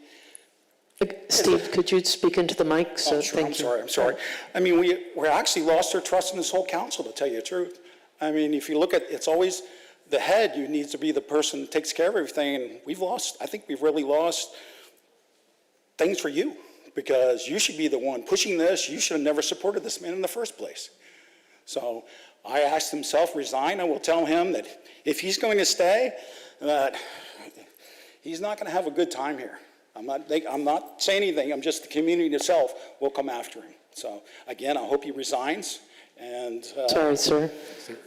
When you say come after him, well, I mean, I'm sure they will speak to him in public and so on and so forth. No, I don't mean in a harmful way. I'm just saying that he's not going to have a very nice life while he's living here. So. Thank you, Steve. And again, I hope the council, and actually, Mark, I like what you're thinking as far as not having agenda while he's on the council. We're going to speak to the whole council. Thank you so much. I appreciate it. Madam Mayor. Thank you. Yes, sir. The reason I made that remark is because the police have had to protect many members here in the council, and so we kind of take remarks like that seriously. Thank you. Also, to the folks in the lobby, there's a few seats in here if you want to come and sit. I'll also just remind you, I can hear you from in here, so please keep your voices down. Thank you. Mr. Waters, your name and address, please. John Waters, 14610 Southwest 69th Avenue. I'm here to fully support the resolution that was presented this evening to force Councilman Steve Cody to resign. I supported Steve Cody in his first run for election to this council seat, not only with monetary contributions, but also with signs in my yard and other support. As the term went through, I began to realize a number of flaws that Mr. Cody showed. In the last election, which was just a year ago, I did not support him with money or signs in my yard because I started realizing the extent of his flawed character. Unfortunately, I must confess that I did give him my vote. I now fully regret all of the support that I showed to Mr. Cody. He obviously does not have the character to sit as an elected official. Everyone that has spoken before me has made that perfectly clear. This resolution supports this, and I appreciate all of the rest of the council members and mayor for supporting this. So I plead with you to please pass this resolution. I plead with Steve Cody to step aside. If he really cares anything about the village, as he's pretended to do in previous years, if you really care anything about this community, I plead with you, just simply step aside, give us your resignation, and let the village move forward, and the community, and the nation. Thank you. Thank you, Mr. Waters. Thank you to the audience. Next speaker, please. This will be brief. Michael Edens, 8975 Southwest 157th Street. I am in his district as well. Your demeanor tells me everything I need to know. The way you're sitting, you're rolling your eyes, it's disgraceful, man. Anybody else who would like to run for his seat, when we recall him, you have me to knock on doors and donate whatever I'm allowed to donate, because this is shameful. You have brought a horrible name to this community that all of these people up here and behind me have worked years to tirelessly build. It's shameful. Thank you. Next speaker. Chris Patterson, 8761 Southwest 220th Street. A measure to censure I'm sorry, Chris. Hold on one second. That's good. Go ahead. Measure to censure and a measure to recall petitions are all well and good, but they're insufficient for the case at hand. And the council has an alternative. And the council has an alternative method to remove Mr. Cody. Namely, this section 1012 of the Village of Palmetto Bay Charter says that no candidate may receive campaign contributions from a vendor to the city. Second, it says that willful violation of this section constitutes malfeasance in office and is therefore the council may call upon and make a motion for forfeiture of office with a simple majority of the officials making that motion and Mr. Cody not voting. Those are the laws that you guys pass, and I ask your village attorney to confirm that. Secondly, Mr. Cody admitted to violating the law in a WLRN article. I can give you the information on that if you're interested. But he accepted a $1,000 donation from Mr. Lopez's law firm, and that's illegal. It doesn't matter if you give it back. The very acceptance of it, supposedly giving it back, the very acceptance of that is illegal, constitutes malfeasance, and therefore is a basis to simply remove him for office. So I applaud you all for making the motion to censure. I suggest there's a better, easier, and faster method, and I urge you to take advantage of it. Thank you, and thank you. Thank you, and thank you to the audience. Okay, so we're going to move the item now. We put the, are you coming up? I'm sorry. And in a minute, those folks, once we move the item, and you've heard the item, what the caption is, folks that haven't had the opportunity to speak but want to say something, that'll be the time. If you've already spoken about the item, I'm going to ask you not to come up and do it a second time. Go ahead. Nick Kulig, 7465 Southwest 140th Drive. Just here like everybody else, we're embarrassed, for our community. I tried to think when I saw what he posted and others, like if there's anybody that I despise enough to, have some sort of joy if they passed. And it's just, you can't have somebody like you representing us, because Palmetto Bay does not hold your values. To mock somebody who's a husband and a father, they got shot in front of their family and killed, it's embarrassing. You're being judged here, but you have another chance. I hope you find God and your final judgment day is better than today. Thank you. Thank you. Okay, so I'm going to close. This is requests, petitions, and public comments, the general time. I'm so sorry. Do we have requests? Okay, go ahead. That are not related to the item? They're related to the item, but was written under the general section. Okay, go ahead. 1 minute. Please note that forms received prior to 5 p.m. this afternoon are read aloud by the village clerk for a time allotment of 1 minute. Forms received after said deadline remain part of the permanent record. The office of the village clerk received a total of 9 public comments submitted by form for this section of tonight's agenda, request petitions and public comment. And I would read those for a time allotment of 1 minute. Susan Bourne, 15930 Southwest 79th Avenue. Cody needs to resign or be fired. Either way, he needs to go. He is a disgrace to the village. Words matter and should be thought out before publications. Apologies don't erase the feelings, especially when written to save one's own self. Jeffrey Baker, 15020 Southwest 81st Avenue. Steve Cody's recent social media post targeting Charlie Kirk was reprehensible and unbecoming of a member of our council.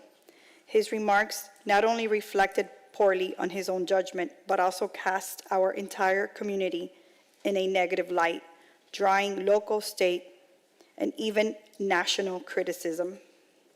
This is not an isolated incident.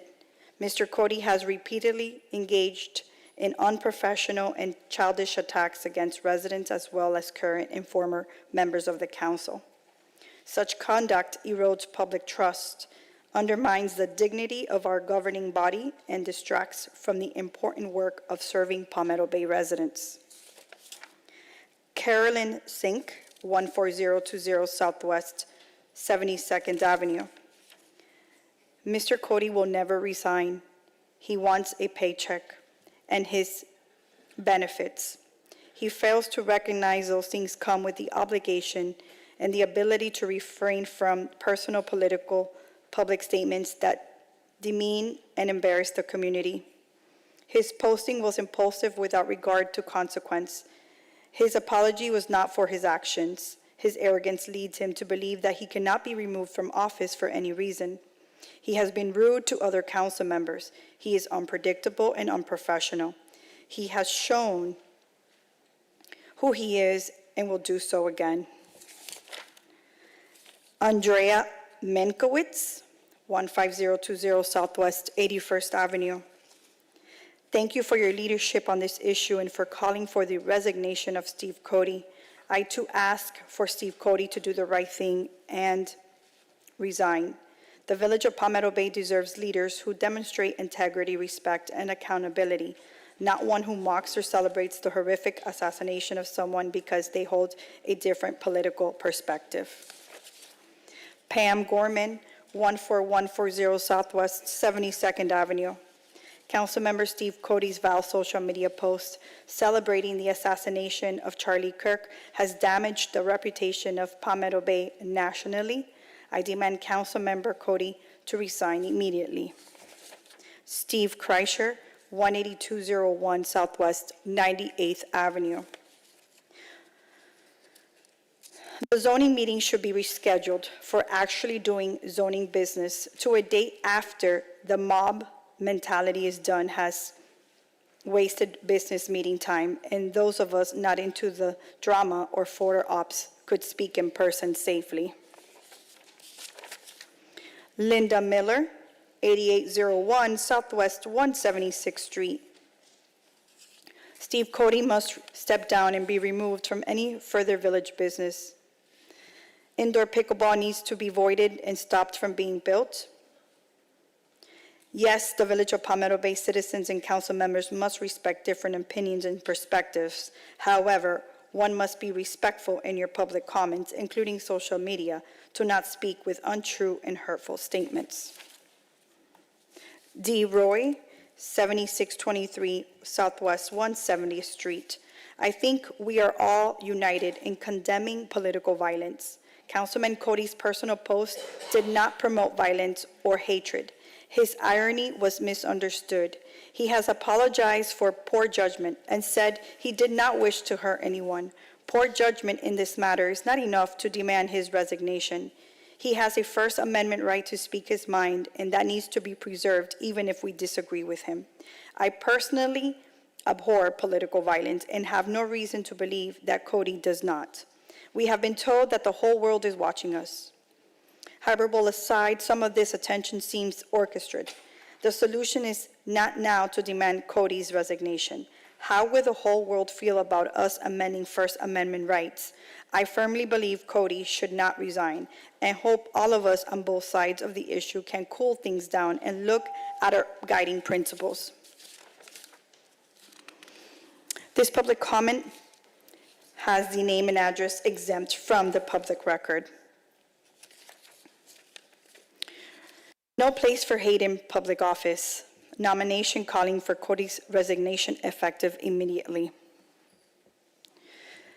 That is all the time that it takes to say plainly what must be said about Cody's vile remarks celebrating the assassination of Charlie Kirk. They are not excusable, disgraceful, and disqualifying.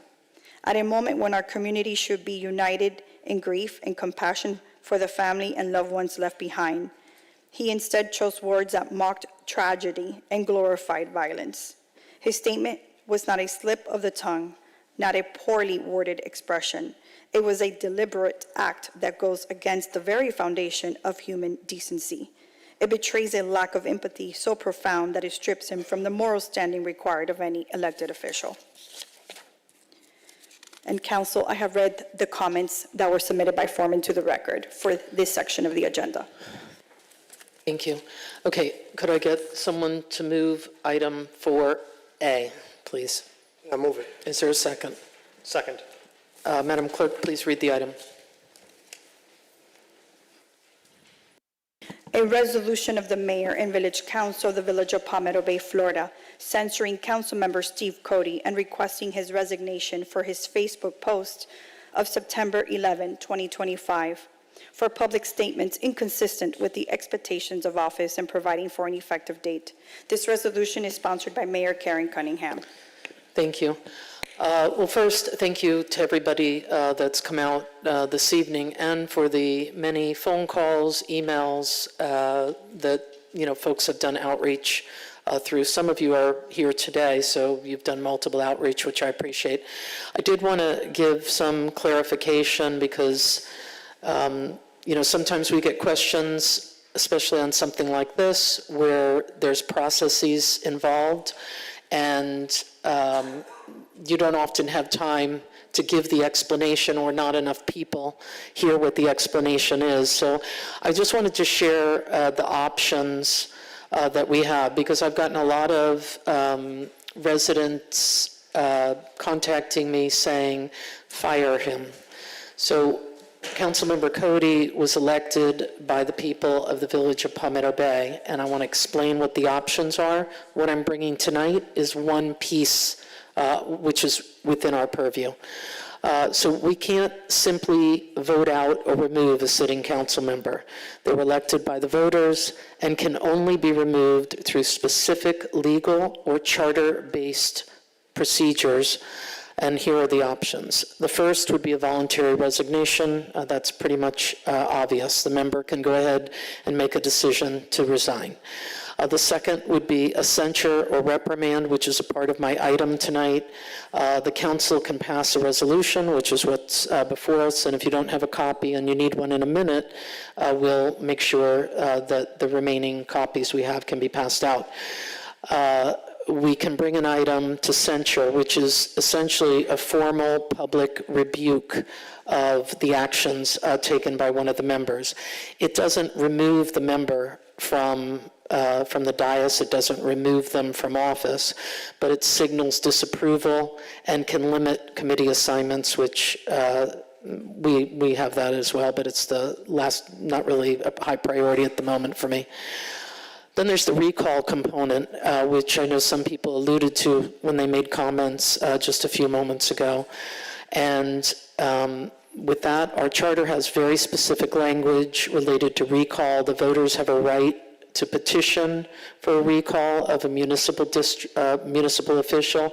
It requires, which I mentioned previously, 10% of registered voters in the municipality, and there's a time requirement that goes along with it. I want to say it could begin in December, if I'm, yeah. And the attorney's here, so he can add if necessary. And then, of course, the final is not something I have any control over except for conversations that I've had with our state representative, our state senator.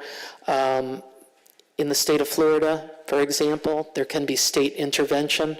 The governor has the authority to suspend certain local officials for reasons like neglect of duty, incompetence, drunkenness, commission of a felony. I'm sure there are other possible, things that the governor could look at, but that's just the fourth and final option. What I'm doing this evening is what I have within my toolkit. At this time, before we go into the item, many of you made comments. We're going to open the floor back up for comments, and then we're going to have some discussion up here of the item. If you need a copy of the item and you didn't get one, I probably don't have one for everybody, but if you can just raise your hand and a staff member or maybe a resident could help out, we'll save your seat, and if you could distribute them, that would be great. So at this time, we're going to take public comment for the actual item. I know it wasn't on the agenda formally prior, now it is. You should have the opportunity to take a look at it. I'm happy, in just a few moments, I'll go into some comments about the item itself. So 3 minutes. If you already spoke to the item, and I'm not going to recall everyone because my memory is not that good, but if you just, please don't come up a second time if you've already spoken to the item. I apologize. It's more for clarification, and it was with the attorney. So I'm going to go ahead and step back until the attorney comes back because it's clarification that I need with the attorney, the village attorney. Okay. I didn't speak about this item. I spoke about Mr. Cody. Name and address, please. David, sorry, you'd think I'd know that. David Singer, 8360 Southwest 154th Terrace. You know what? Actually, I just looked at this item, and I agree completely with it. It doesn't go far enough, but I know you're limited, unfortunately. This was done on September 11th. Now, if anybody's been around as long as we all have, September 11th should have been a day of mourning because over 2,000 citizens of New York, firefighters, police officers, basically died. So instead of observing September 11th, he's writing stuff that I couldn't even think of in my brain to write on Facebook. The one thing that is missing, and the village attorney is extremely smart, is he has broken the charter more often than any council member ever to serve for Palmetto Bay. If you have a way to dismiss this individual, and I know within the charter there is, he should be dismissed by breaking the charter. He's broken the charter by attacking residents. You have to treat residents with respect. He's broken the charter by having semi-nude little girls on his Facebook page. He's continually breaking the charter. He is not serving the residents of Palmetto Bay the way they should be served. That's enough to dismiss him. So this has to go farther, and somebody needs to sit there and add on to this that the village attorney is going to look at specific items in the charter to remove this individual. This individual should not be serving the fine residents of Palmetto Bay. It's disgusting. It's really, really bad, and it's a reflection on Palmetto Bay. if you don't remove him, he is going to reflect on each one of you individually going forward. And I know there's other people, I know there's people on this council that have other political aspirations that this is going to come up when they run again for other offices. The charter needs to be looked at, he needs to be removed, and that's it. That's it. It's a no-brainer. So I leave it to the village attorney. I have all trust and confidence in him that he's going to find items in the charter that he's broken, and this individual will not be here at the next council meeting. Thank you. Next speaker, please. Thank you to the audience. Next speaker. Carol Vega, 8845 Southwest 178th Terrace. That is exactly who we should have had as a council person. I'm calling for the I'm sorry. I want people to be able to hear you. Go ahead. I'm calling for the resignation of Steve Cody. The accumulation of his years of errors and downright nasty moves have finally resulted in something that absolutely no one should tolerate, while he votes for more and more monetary rewards while refusing to be a responsible citizen, let alone any kind of politician. My thinking was not in line with Kirk, but to hear Steve rejoice in a death/murder is beyond the normal range of acceptance. I definitely believe in free speech, but when any freedom is abused in a safe society, wisdom must reign. Steve's history of cyber-stalking, his abuse of women, including myself, and many other grievances have so far been ignored. Madam Mayor and Council, now is the time to act. If you don't have the power, figure something out. We'll incorporate it to be better, not worse. How about starting with suspension without pay and benefits, or reach out to Governor DeSantis, but do something. Thank you. Next speaker. Thank you. Thank you to the audience. Heidi Sanchez, 8825 Southwest 178 Terrace. The assassination of Charlie Kirk was a tragedy, whether you supported him or not. He was a human being with a wife and a family. Political violence is increasing in our country. Comments that condone or endorse or celebrate violence is unacceptable, especially by a member of this council. The moment you became a representative of the residents, freedom of speech does not apply because you are representing us, and your opinions are not our opinions. You cannot speak for us and make unacceptable comments. Yes, you are entitled to your opinions, but not if you're representing us, only if you're a private citizen. There is no room for hatred or violent suggestions in our society or our village.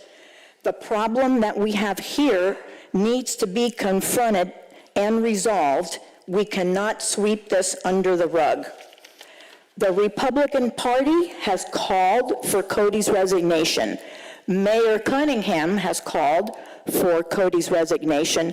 Commissioner Danielle Cohen-Higgins has called for Cody's resignation. Now we all are calling for Cody's resignation immediately. Thank you. Thank you. Next speaker, please. Thank you, audience. Hi, my name is Ray Barrios, 15060 Southwest 80th Avenue.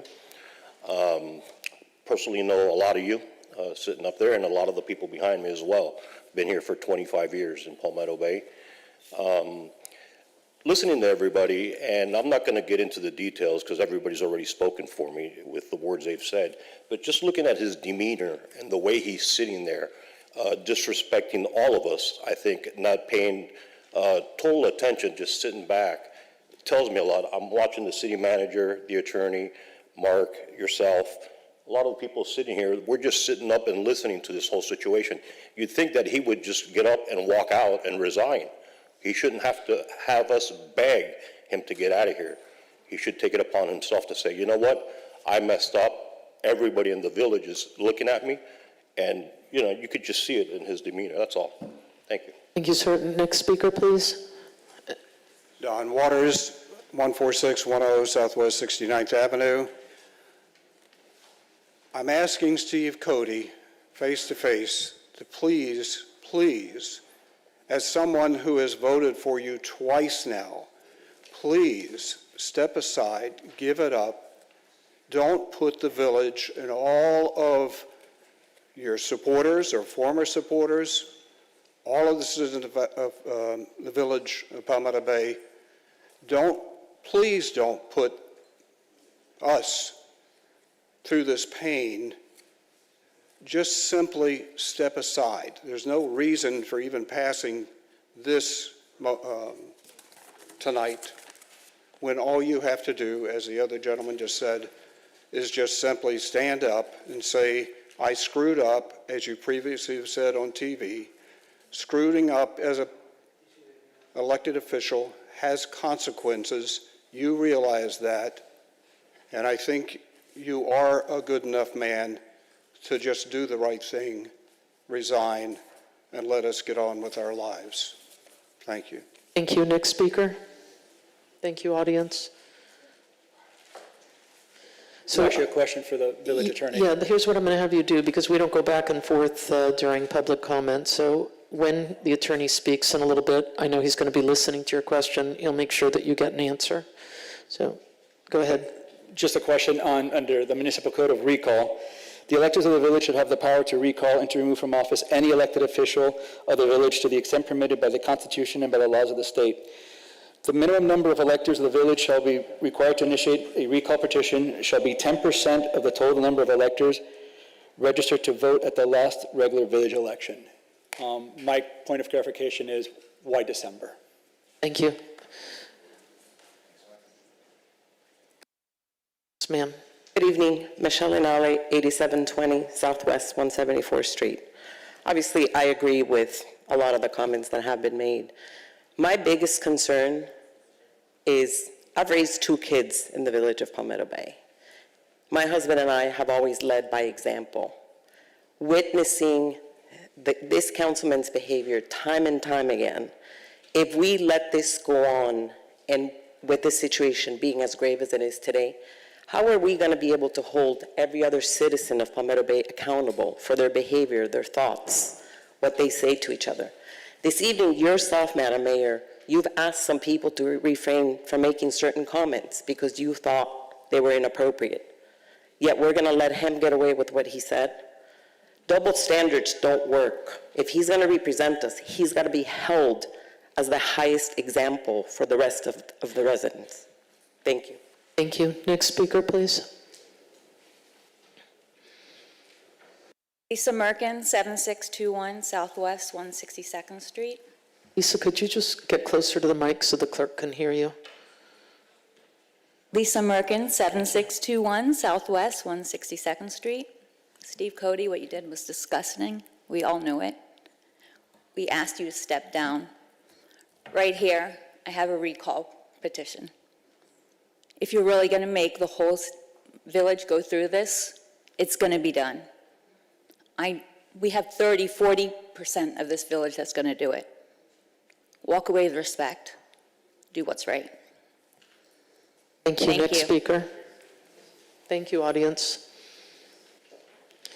I know you spoke previously, so I'm... Good evening, John Waters, 16900 Southwest 88th Court. As per the last speaker, I am joining her in the recall petition, and we will be forming a committee to get that organized and underway. Hopefully, in the meantime, you will do the right thing. Have respect for this town and step aside. Thank you. Thank you. Next speaker. Guillermo Lopez, 16501 Palmetto Road. Good evening, Mayor Cunningham, council members, neighbors. I'm a proud resident of Palmetto Bay, and I'm here as someone who cares deeply about the health of this community. Not just the buildings and the streets, but the trust and the spirit that holds us together. This past week has been difficult for many of us. Councilmember Cody's words shook people. They don't reflect who we are, and they don't represent the values of Palmetto Bay. At this point, the question is not just about one man's words, but about what the kind of leadership this community deserves. In moments like this, leadership requires more than reaction. It requires resolve. For the sake of restoring confidence, unity, and respect in our village, I believe Councilmember Cody should resign his seat. Palmetto Bay deserves better than that defined by one man's poor judgment. Seat 2 represents my neighborhood. The decisions made here touch me directly, as they do many of us. I'm committed to being part of the solution, whether that's connecting with neighbors, lending my perspective, or stepping up in whatever way is needed to help this community move forward. Palmetto Bay is a community of families, small businesses, builders and dreamers, and people who show up for each other. Let's make sure that this chapter reminds us of that and not of division. Thank you all. Thank you, sir. Next speaker. Thank you, audience. Madeline Roman, 9383 Southwest 182nd Street. I've lived in this village since 1998. I've seen it grow. I've seen it prosper. I've seen families come and stay. And right now, I literally watched and read a post on Nextdoor where someone was concerned that this incident will affect our property values. People are not going to want to come here. And I say this because this type of behavior has plagued us. And I'm not talking just about Mr. Cody. And I hope that the residents who step forward also look around, because if this has happened once and the gallery is full attempting to get somebody to resign, it can happen again. And as the people have spoken before, the numbers are there for the recall. I mean, just look around. Do the right thing. Do the respectable thing. Leave quietly. Thank you. Thank you to the audience. Next speaker, please. Elizabeth Schmeckel, 16511 Southwest 82nd Avenue. I find it beyond disgusting that when Can you speak into the mics, because the clerk is recording? Thank you. I get a call from one of my friends to read Mr. Cody's response. Smith & Wesson, hallowed be thy name. Now, everybody thinks that Charlie Kirk was killed for political reasons. Charlie Kirk was also an avid Christian. Okay, to me, Smith & Wesson, hallowed be thy name, is a parody of my Savior's prayer that we were taught to pray. And I find that affront on religion. And Mr. Cody, my children went to school with your kids. My request to you would be, do the right thing. Learn humility. Step down and resign. Thank you. Thank you. Next speaker. This looks like it's the last speaker. Thank you. Janet Reed, 17721 Southwest 92nd Avenue. I'd just like to say, I heard from people I know in the middle of the state, they heard about this. And so how embarrassing is that? They said, this is you? It's true. I really think, you know, all our elected officials should not be preaching violence or mockery. We deserve elected officials who bring our community together.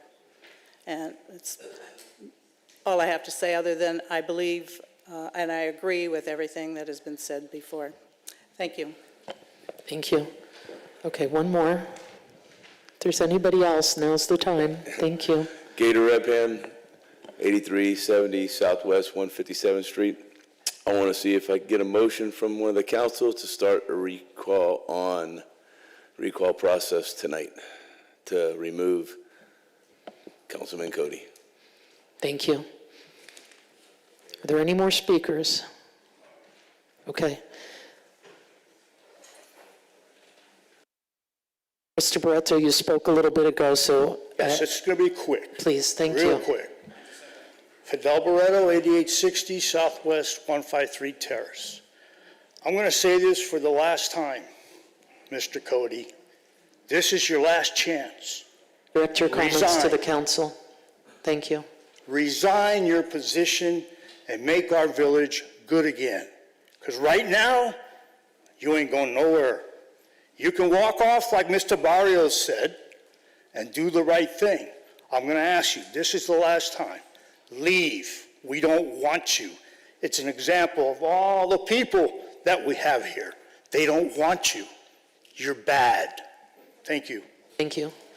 Next speaker. Thank you to the audience. Thank you.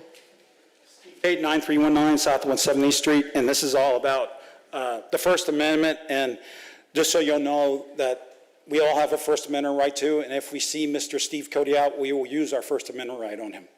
Thank you. I don't know what that means, but thank you, sir. Next speaker. Thomas Condon, 19641 Holiday Road, Cutler Bay, Florida. I'm not a resident here, but I'd like to just express my severe consternation with the remarks made by the council member here, and really just say that this is unacceptable. This is divisive rhetoric, and this isn't the first time it's happened in Palmetto Bay, unfortunately, either. And I would encourage you to resign as soon as possible and do the honorable and dignified thing here. Thank you. Okay, thank you. All right, I'm going to go ahead and close the public hearing. If there are folks that are still in the lobby, we've got 1, 2, 3, 4, 5 or 6 seats in here if you'd like to find your way in and take a seat. All right, first of all, thank you again to those folks that came out. The item that we have before us is to request the resignation of Councilmember Cody and to also censure him. I heard a lot of comments this evening, and I just pulled out some words that I heard. Irresponsible, lack of confidence in the village, do the honorable thing. This is not a little controversy. Responsibility, respect, values, words matter. And I appreciate all of those comments and the other comments that were made. On the evening of September 11th, for the first time in a long time, I went to bed early. I went to bed at 9:30. I woke in the morning a little bit late because I was a little bit under the weather to a couple of emails, a phone call, and then the village clerk made contact with me at about 10:30 to say that we were getting a lot of phone calls about a post that Councilmember Cody had made and apparently subsequently taken down in this time frame. You've already heard the words that were written on social media. On September 11th, at some point in the afternoon, I was having a late lunch with friends, and their phone kept going off, and I said, "Is everything okay?" And they said, "Oh, I get news alerts." And Charlie Kirk passed and was assassinated. I frankly did not know who Charlie Kirk was on Wednesday, September 11th. On Thursday, September 12th,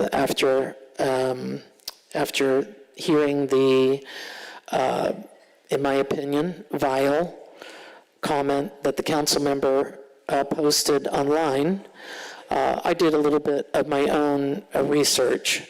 What saddened me and what really felt like it crossed the line for me was the fact that in this community, which is a community of people that are kind and compassionate and caring, I've seen it in all the 11 years that I've served as a representative in one capacity or another for the village, that somebody, especially somebody that's on our council, would make a post that, in my opinion, condoned or celebrated assassination, political assassination, and murder.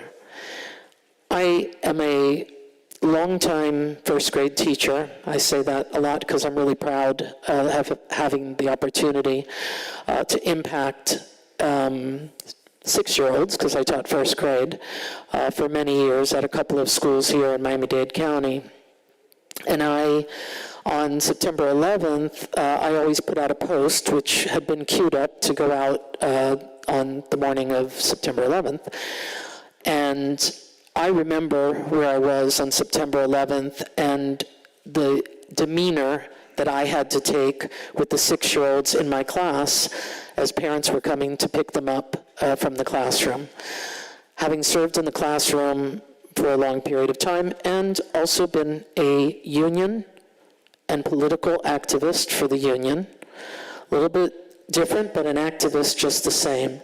I know that everybody has the opportunity to make comments and have opinions, but I do believe that as an elected official, and when I was serving in the classroom, and when I was working at United Teachers of Dade, that I was held to a higher standard.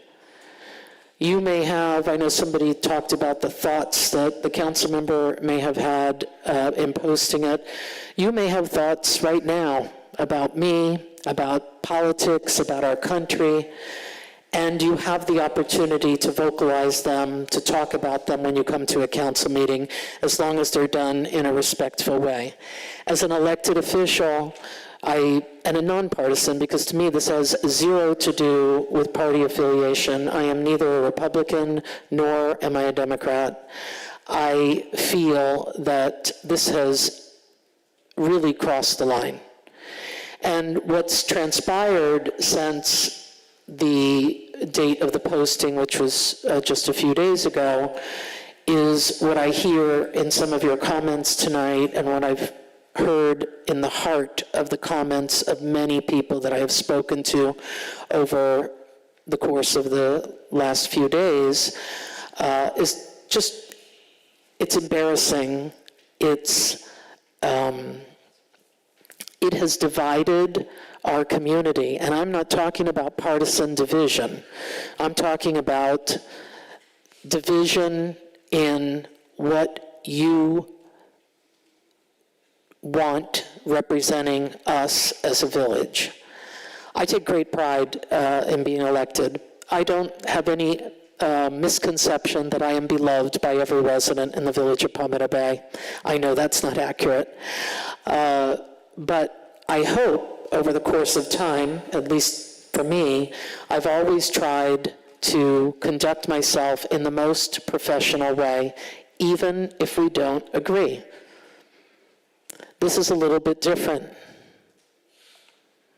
A man, a father of 2 beautiful children. I have a 35-year-old daughter, 31 years old, married, was killed, assassinated by somebody that didn't like what he was saying or didn't like the way he thought. If that was the case, we'd be population 0, because I know even my own family, we can't always agree on things, but sometimes we just agree to disagree. I hold the village in very high regard. I already mentioned I'm extremely proud to represent the village everywhere I go. I proudly wear the village pin. Most recently, just a couple days ago, I was wearing the village pin because it's on practically every jacket that I own. And somebody saw the pin and they said, "Hey, are you Karen? Aren't you the mayor of the village of Palmetto Bay? What's going on there?" And for me, on the complete other side of Miami-Dade County, and probably I could have been in another state for that matter, enough individuals have seen this viral, disgusting, disrespectful post that it has brought, in my opinion, great shame to our village. So I brought the item tonight, and I'm going to just reiterate the 4 options that we have, and I know at some point the attorney will take a look and maybe answer a couple of the questions a couple people had on recall. Tonight, I am doing what I can do in this capacity. I spoke out as soon as I was able to get a statement out. I wanted the village of Palmetto Bay to be able to send out the official statement prior to me sending it out in an email. So that's the first action. I had colleagues like Vice Mayor Mowitzer that also posted and sent out his own correspondence, and we spoke right before the meeting. Obviously, we are in agreement in asking the council member to resign, and I assume censuring. We'll find out in a few moments. We talk a lot about community because it's such a beautiful community, and there's a huge fracture right now. And so tonight's item that's up for discussion simply addresses the incident with Councilmember Cody, the fact that he publicly expressed a statement that, and again, I wrote it, so it's just my opinion, condoning and celebrating the death of Charlie Kirk. I found it offensive. I found it inappropriate. I've had that conversation as well with Councilmember Cody. I don't want you to think that, I just went on. I have to also address just a couple of comments, and probably not the most appropriate time to do it, but I'm going to do it now. I heard a couple of folks speak and say that I endorsed Steve Cody, and that's correct. And I thank one friend, Don, for sharing that you also did the same. Conversely so, initially, I endorsed former council member David Singer when he ran for the first time. We make decisions based on information that we have at a moment in time, and I don't make excuses, but my mom used to say, if there's an elephant in the room, ride it. And so I'm just addressing it. I will just share one more tidbit that has kind of stuck with me over the course of time. My mom used to tell me as a kid, because I'm extremely passionate about things too.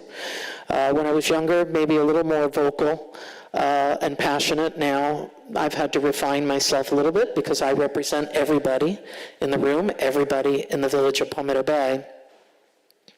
And she used to say that we don't have control over other people's actions. I do not have control over the actions of any of my colleagues. There are times when colleagues do something that I don't like. There are times when I do things that colleagues don't like. But I do have the ability to react in a way that is appropriate. And so we talked about the 4 possible scenarios, if you will. The first is voluntary resignation. That has not occurred. So tonight, I brought this item to make the request that the council member resign and that we actually discuss and admonish him for the action, the comment that he posted on social media. That does not mean that he gets voted off the island. I don't have the ability, nor does anybody else sitting up here other than the council member himself to make that decision. So I'm bringing policy. That's what I can do this evening. The next possibility would be, as we mentioned, a recall. I've heard several people refer to it. I'll have, at some point, the attorney talk about the recall process after we've had some discussion just about the item itself, because this is not about a recall. And then fourth, I guess, and last, would be action that's taken at a higher level that would be from the governor of the state of Florida, Ron DeSantis. Again, our state representative is standing. I thank you. We do have a seat up here, Representative, I was going to mention, but I know as a first responder you can stand for a really long time. So, but he is here this evening, taking in information, listening to the people, and I would imagine whatever is within his power and his connections with Tallahassee, he would maybe perhaps have some input with the governor. I encourage you to speak to him. He's right there. He'll pass out his card so that you can do outreach and contact him. So I'm probably not going to say too much more on the item. I think you know what my heart is saying. I think you know what the words on the paper are saying. Some of those words may change. I invite also my colleagues, when we conclude, if you are so inclined and want to join me in sponsoring the item after we're done working our way through it, that would be good as well. So with that, I'm going to open it up to discussion, and then, Mr. Attorney, when we're done, I'll have you talk about some of the other stuff. I'll give you a couple more minutes to do that. All right, thank you. All right, comment, discussion. Or I don't know if you have questions. Let's start with questions. Does anybody have questions? I should hope not.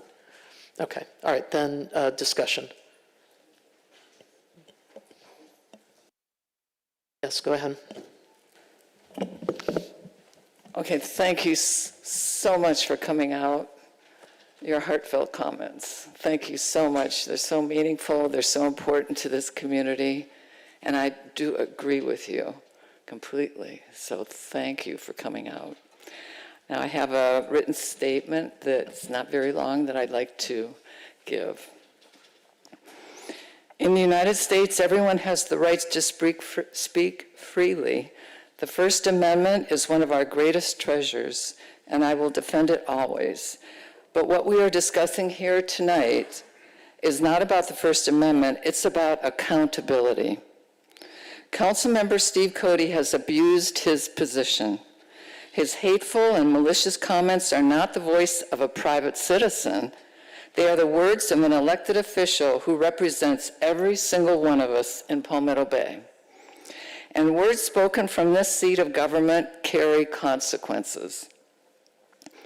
For more than 5 years, Councilmember Cody has disrespected and humiliated people in our meetings and emails and on social media. He posts grotesque caricatures of residents he dislikes. He calls people degrading names. He spreads false accusations. He has even chosen to sue this village and our newly elected vice mayor in an attempt to overturn the results of his election. That lawsuit alone, by my estimate, is costing taxpayers $50,000. He also filed a false complaint against me, which I won, but not before it cost taxpayers another $27,000. This pattern of behavior has brought our residents pain, humiliation, and needless expense. Who among us can calculate how much more in dollars and distress this will cost before it ends? When is enough enough? We in Palmetto Bay have a civility ordinance, a law that prohibits humiliating others. Yet Councilman Cody violates it again and again without consequence. And now his most recent comment about Charlie Kirk crossed another line. He mocked sacred values, the respect we owe the dead, the respect we show to religion, the respect we give to grieving families. He inflamed the issue of gun violence by twisting the words of the Lord's Prayer to link a gun manufacturer to the, quote, fitting sacrifice, unquote, assassination of a young activist. In just a few words, he managed to denigrate faith, civic engagement, and basic human compassion. This was not leadership, this was cruelty. Public office requires restraint, maturity, and respect for the community. An elected official must rise above provocation, not wallow in it. Steve Cody has shown time and again that he cannot or will not do so. The damage is spreading. I'm receiving emails from across the country about him and about Palmetto Bay. Our residents are angry, our reputation is suffering, and our village is being dragged down by one man's reckless conduct. For the sake of our community, for the dignity of this council, and for the peace of the residents we serve, I say enough. Councilmember Cody, you must resign. And let me add this. Now that we all fully understand the character of Councilman Cody, if he refuses to resign, this council must act to preserve order, civility, and respect on this dais. For nearly 2 years, I have asked the mayor to move my seat away from Steve Cody. His conduct is not only disruptive to the proper functioning of this council, it is also corrosive to my ability to serve with dignity and peace of mind. Tonight, in light of his continued behavior, I repeat that request with urgency. I ask the mayor once again to move my seat on the dais away from Steve Cody and to do so now, Mayor. Thank you.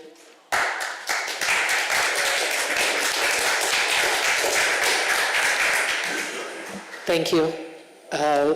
Again, if I could ask the audience, if you could, I know, give me a little hand wave. That's good enough. Thank you. We have four more seats up here in the front if there's people out in the lobby that need to sit down. Vice Mayor Moritzer. Thank you. And I'm going to reiterate one more time, thank you to everyone who came out tonight and spoke, because it really takes a lot to come out on a Monday night and sit here between 7 o'clock and now we're getting into 9 o'clock. And to the mom who said that she can't be making dinner for her kids, I'm sorry that you have to be here. And to me, I have a speech prepared, but I'm actually not going to read it. I'd rather speak from the heart right now. Because to me, this has been a long time coming.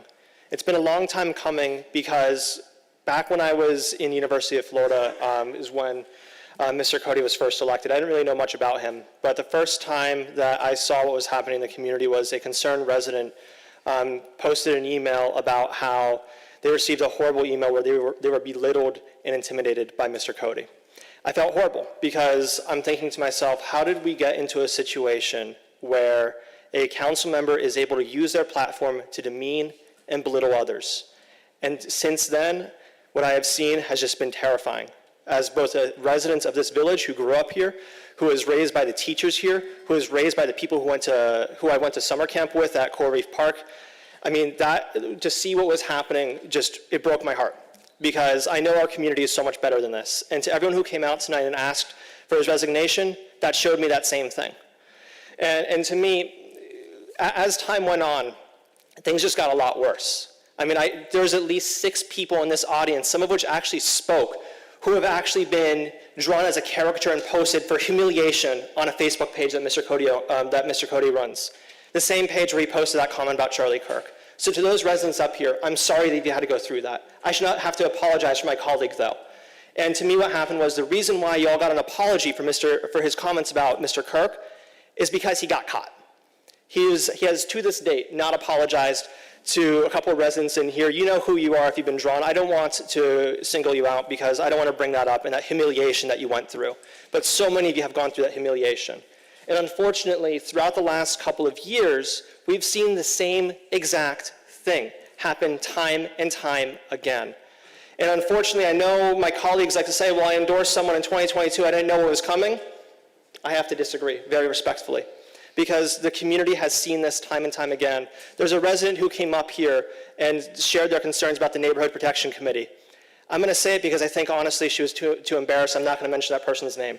But that person was called a, quote, ignorant tight ass. If you think that is something that an elected official on this dais should be saying, I'm sorry, but I think we have a disagreement here as we were having conversations about acceptance and agreement.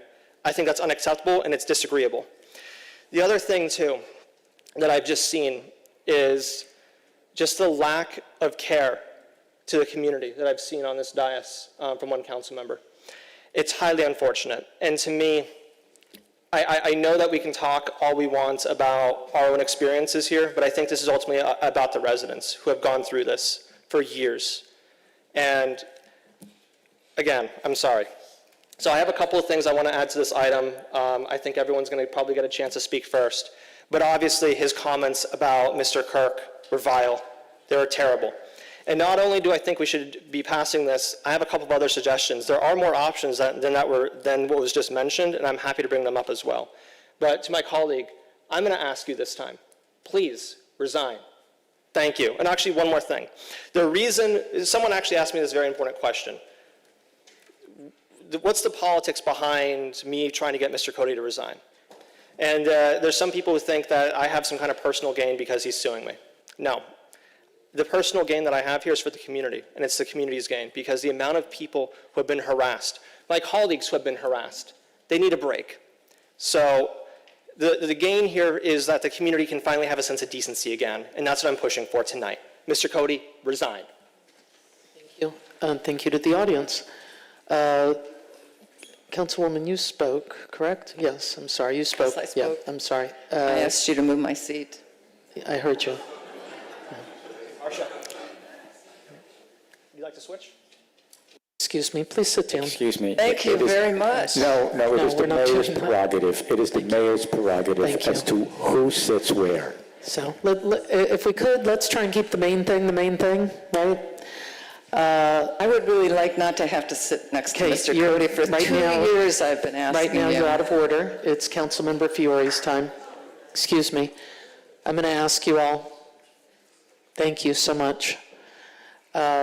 Councilmember Fiore, thank you. Thank you, Madam Mayor, and thank you for everyone that came out this evening. For many of you that know me and all my colleagues here and staff, I don't engage in hyperbole or demagoguery. I just try to be extremely pragmatic. I will say Jesus Christ forgives all, but in the world, this is the appropriate remedy for Councilman Cody's actions. That's all I have. Thank you, Madam Mayor. Thank you. You said you had some motions, is that correct? Yes, well, we still haven't heard from Mr. Cody. I don't see him indicating he wants to speak. Fair enough. So a couple things. The first, I think, was just a Scrivener's error in the title. The comment was made on September 10th, not the 11th. So I'd move to strike that and replace it with the 10th. Thank you. I have a motion on the floor. Second.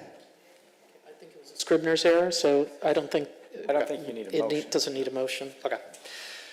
The other thing, too, is there was discussion about the governor, and we have our state representative here. I can tell you right now, as someone who unfortunately has had to work with Mr. Cody, that if there was any kind of investigation into his conduct, there's a public records request requesting all of the emails that he has sent, you will find, in my opinion, just cause, including malfeasance or misfeasance or neglected duty or incompetence, any of the criteria that was just mentioned earlier tonight. So what I'm asking formally as part of this resolution, because to me, we're censuring people on this dais actually on Wednesday again. We have another censure for my colleague, Councilwoman Mattson. To me, a censure is, I don't know if you all watch football, but it's like a yellow card. It's a warning. What we need up here, the community is not calling for a yellow card. They're calling for a red card off the field. So what I'm hoping to do is make an official request from this dais that the governor and the attorney general open up an investigation to his official conduct for malfeasance, misfeasance, neglect of duty, or incompetence, or any other statutory reason that would give governor the cause to remove him. And that would be a new section in this item, and that is my motion. Okay, thank you. Let's hear what the section is. You want to give us some verbiage? No, I'm going to get it from the vice mayor. Oh, okay. I mean, I can pull up the specific statute. The wording is identical to the recall statute, so I can, You want to? I'll read from it. Thank you. The grounds for removal, I'd like to have an investigation into grounds for removal from his official conduct, which include malfeasance, misfeasance, neglect of duty, drunkenness, incompetence, or permanent inability to perform official duties, or a conviction of a felony involving moral turpitude. That's a catch-all. Obviously, some of that does not apply, but I think we should have an investigation from the governor's office to see if any of those criteria qualify. And I'd also add that the village fully cooperate with such investigation. What's the statute number, or what's the, thank you. I'll read it out. I'll read it out for the edification of the public. Got some attorneys in the room. Yes, yes. It is, the Florida statute is 100.361. Okay, so can we shorten it, Vice Mayor, to just simply say with the statute number? An investigation to all conduct qualifying for suspension of office under Florida statute. It's actually 112.51, titled Municipal Officers Suspension and Removal of Office by the Governor. Okay, that's your motion. I already seconded it. If I may, what the Vice Mayor just indicated, That is the statute regarding to the governor's removal. What the statute I read is the recall by the public. And yes, to clarify, I'm looking for governor removal with this item. Okay, and I am going to have you talk about recall in just a couple of minutes, if you would. Thanks. All right, there's a motion. There's been a second. Questions? Comments? No, sorry. That was good, though. All those in favor? Aye. Aye. Anyone opposed? Hey. Okay, passes. No, we're not going to do that. What is the vote? It's 4-1, but excuse me. Thank you. Just as you did not think Councilmember Cody's comment was funny, I don't think these proceedings are funny. This is a business meeting. We're making, I know that you feel it in your heart, the seriousness of the conversation that we're having. I hope you also feel the level of difficulty it is in having the conversation. So listen, I'm the biggest one, I'm the biggest jokester ever. I love to throw in a good joke here and there, but I'm not feeling jokey tonight. So if we could, thank you.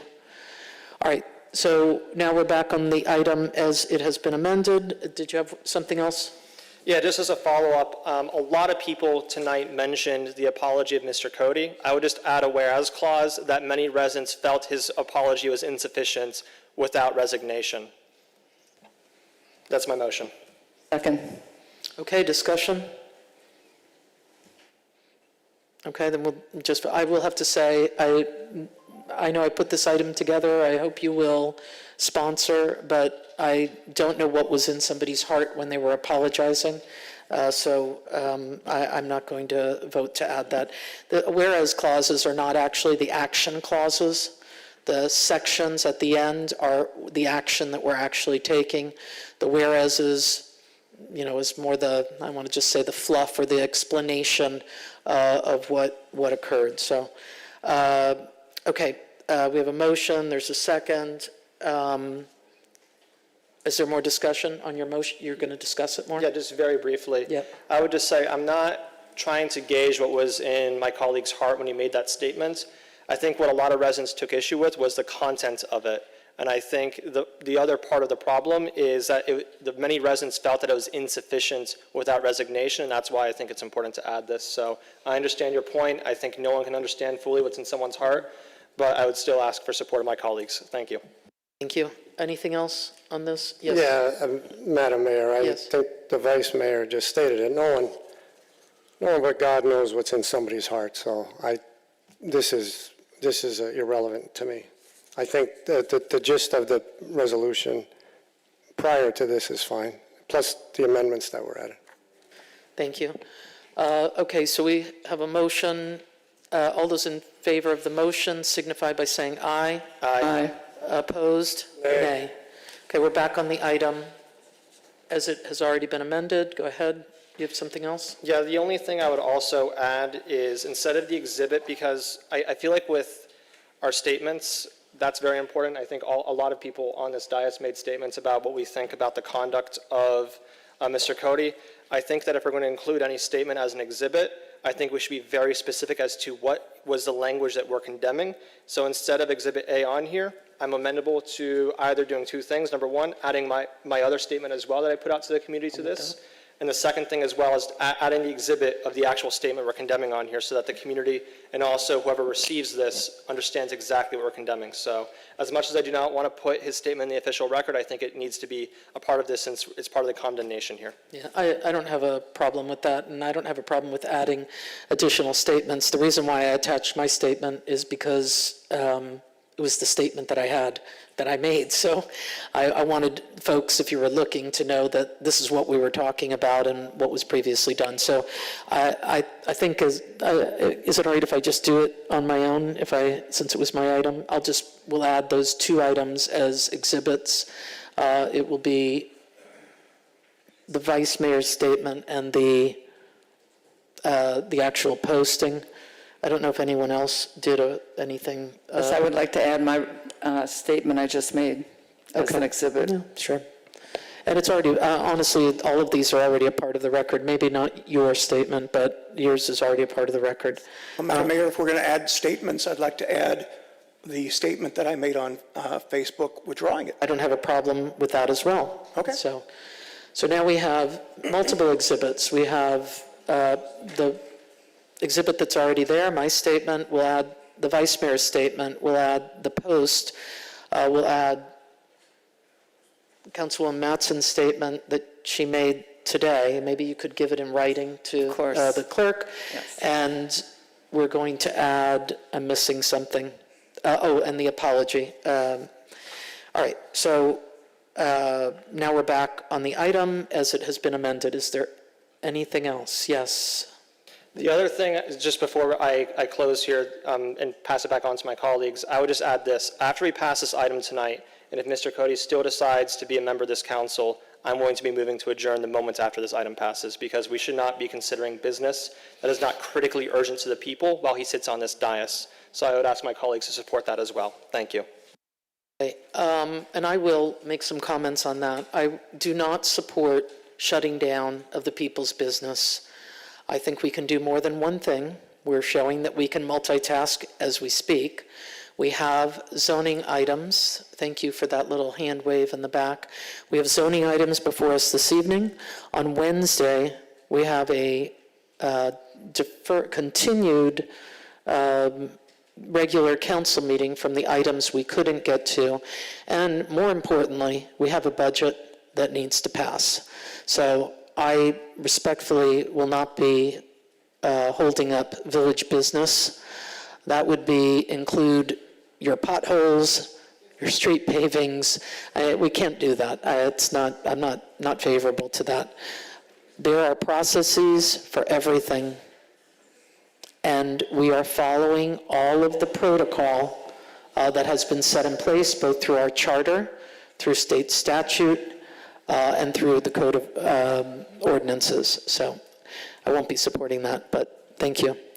All right, so we're back. Yes, Councilwoman Mattson. Yes, I will be supporting that. I think that the council voting 4-1, we need to put teeth into this and adjourn this meeting and not do business, because Steve Cody has not offered to resign. He's had the opportunity. He's not going to do it. We have to put teeth behind it and show that the council means what it says. Thank you. All right, thank you, audience. Okay. You spoke. Would you like to? No, I'm done on this resolution. Okay, thank you. I am as well. You have something else to add to the resolution? No, just very briefly, I just want to say that the potholes will still be filled regardless of the actions we take tonight, because that's all administrative. The items that we have tonight are not critically urgent in my view. There are ordinances and changes of policy, most of which will require a second reading. So even if we were to take action tonight, we would have to take action again at another time. If we had to as well, we could call a special meeting and approve these items a second time if we had to wait. And I think we should be willing to do that. So that's all I have to say. Thank you, and I'll just follow that up by saying on Wednesday, we have 2 meetings. One is a regular council meeting that's been continued. The second is it is the budget item, the second reading of the budget. If we don't pass a budget, I completely disagree with you. There will be no pothole filling. There will be no sidewalks completed. I'm not going to get into a debate, but I just don't support shutting down of city business, whether it's council meetings or regular maintenance. I don't support that. All right, I think we're pretty much done with the items. So with that, Madam Clerk, on this one, if there's no other comments, no, would you please call the roll on this so that we're all clear? Mayor Karen Cunningham, Yes. Vice Mayor Mark Meritzer, Yes. Councilmember Marsha Matson, Yes. Councilmember Patrick Fiore, Yes. Councilmember Steve Cody. No. Okay, the item passes 4-1. With that, we're done with this item. I encourage you to stick around if you're interested in sticking around. If for some reason you're going to leave, if you could just do it in the quietest way possible, I would appreciate it. Thank you. 5-minute recess, Madam Mayor. All right, 5-minute recess so you can be noisy leaving. Anybody who wants to do a recall, let me know. I'm more than happy to help out. My name is Dave.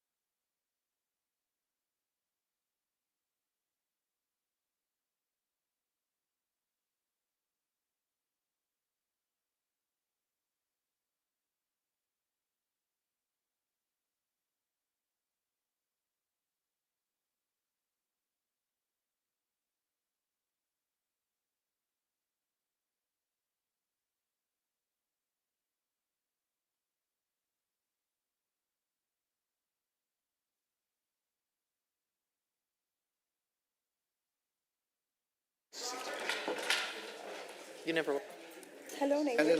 Oh, the end of the all right, we're live again? Oh, I didn't know. You were here last meeting, we gave him the fishing rod. I move to adjourn. Yeah, but I didn't know the date. Yeah, yeah. There's a motion to adjourn. Is there a second? All those in favor? Aye. Aye. Opposed? Nay. Okay, so we're going to go back to the original items. If I'm recalling correctly, Madam Clerk, we're now on 4B. Correct. Thank you. Would someone move item 4B? Move it. Is there a second? Second. Madam Clerk, can you please read item 4B? An ordinance of the Mayor and Village Council of the Village of Palmetto Bay, Florida, amending the Village Code of Ordinances to regulate on-street parking within the Village of Palmetto Bay, establishing parking regulations, time restrictions, fee structures, providing for enforcement, severability, conflicts, and an effective date. This item is sponsored by administration and prepared by Planning and Zoning Director Javier Gonzalez and is being heard on first reading. Thank you. Public comment on the item? Oh, okay. If you have comments by form? I'm sorry. Then we have 3 that can continue the work of the people. Thank you. Yes, we still have quorum, so we're going to keep moving. Yeah, for the record, looks like Vice Mayor Mark Merwitzer and Councilor Marcia Matson have left the meeting. Did they give a reason? No, they did not give a reason. Let the record reflect that. Thank you. All right. And Madam Mayor, how can you just walk off? Well, they just did. This is not, we're elected here to do a job. You just walk off? Unbelievable. Let's call the next item. All right. I'm sorry. I mean, May we go? Yeah. Okay. All right. Sorry. Thank you. Okay. We don't have public comment on the item, so, you're going to comment. Yes, sir. Come on up. Very much for listening to our brief comments. I'm here on behalf of Isaac Roofing and Isaac's Dixie Limited, located at 17225 South Dixie Highway. My name is Manny Crespo. We wanted to make some very brief comments. Number one, expressing our gratitude and thanks for the very hard work and cooperation that's gone into the drafting of this ordinance. We have reviewed it. We are satisfied with the provisions and the prospective authority that will be placed in the village manager in being able to enable and facilitate parking passes or permits or whatever the term of art that will be used in the future for the business and property owners that are most significantly affected and which have invested, our clients in particular, invested many hundreds of thousands of dollars in these capital improvements when they were originally designed in exchange for their construction of the building that is very profoundly affected by the parking situation. So we wanted to express our thanks. We expect to continue to be part of the dialogue and to be invited to meet with the village manager at the time when this is hopefully passed after second reading, to be part of the process of assisting with the generation of the anticipated parking permits for the business owners. Thank you so much. Is there any other public comment on this item? All right, with that, I'm going to turn it over. Oh, I'm sorry. Do you have a comment by form? 2. Thank you.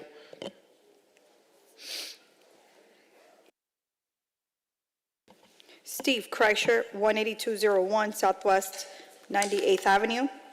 The problem is not being addressed, which is inadequate parking code requirement by code, and even that is not being enforced by planning and zoning. Pay to park only adds more cost and burden to potential customers in Palmetto Bay. That is not a plan for success or a desirable destination. The fact that it is only on 174th Street actually shows the discrimination practices and avoidance of fixing an obvious problematic code by planning and zoning. As the whole, downtown development has inadequate parking code, creating problems that are being compounded, adding maintenance costs where revenue is reduced. What a plan for more failures. Eric Tolberg, 7884 Southwest 179 Terrace. When setting up the payment provision, please understand that not everyone has a smartphone. I do not, and it would be a problem if I had to park, and the only way to pay would be to use a smartphone. Please ensure that none of the parking facilities will encroach on bicycle and pedestrian facilities. I have read the 2 comments that were received by form for this item of the agenda. Thank you. With that, Mr. Manager, our staff report.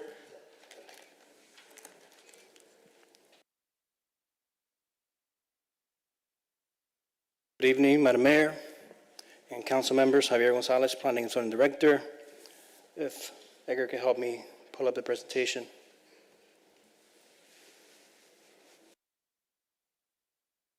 Give you an update since the last hearing on June. We had a public meeting on August 11th with the property owners, business owners affected by this ordinance, and as a result of that meeting, we incorporated comments into the ordinance. If IT can help me pull up the presentation. Right. Edgar, can you fast forward to the second to last slide? Thank you.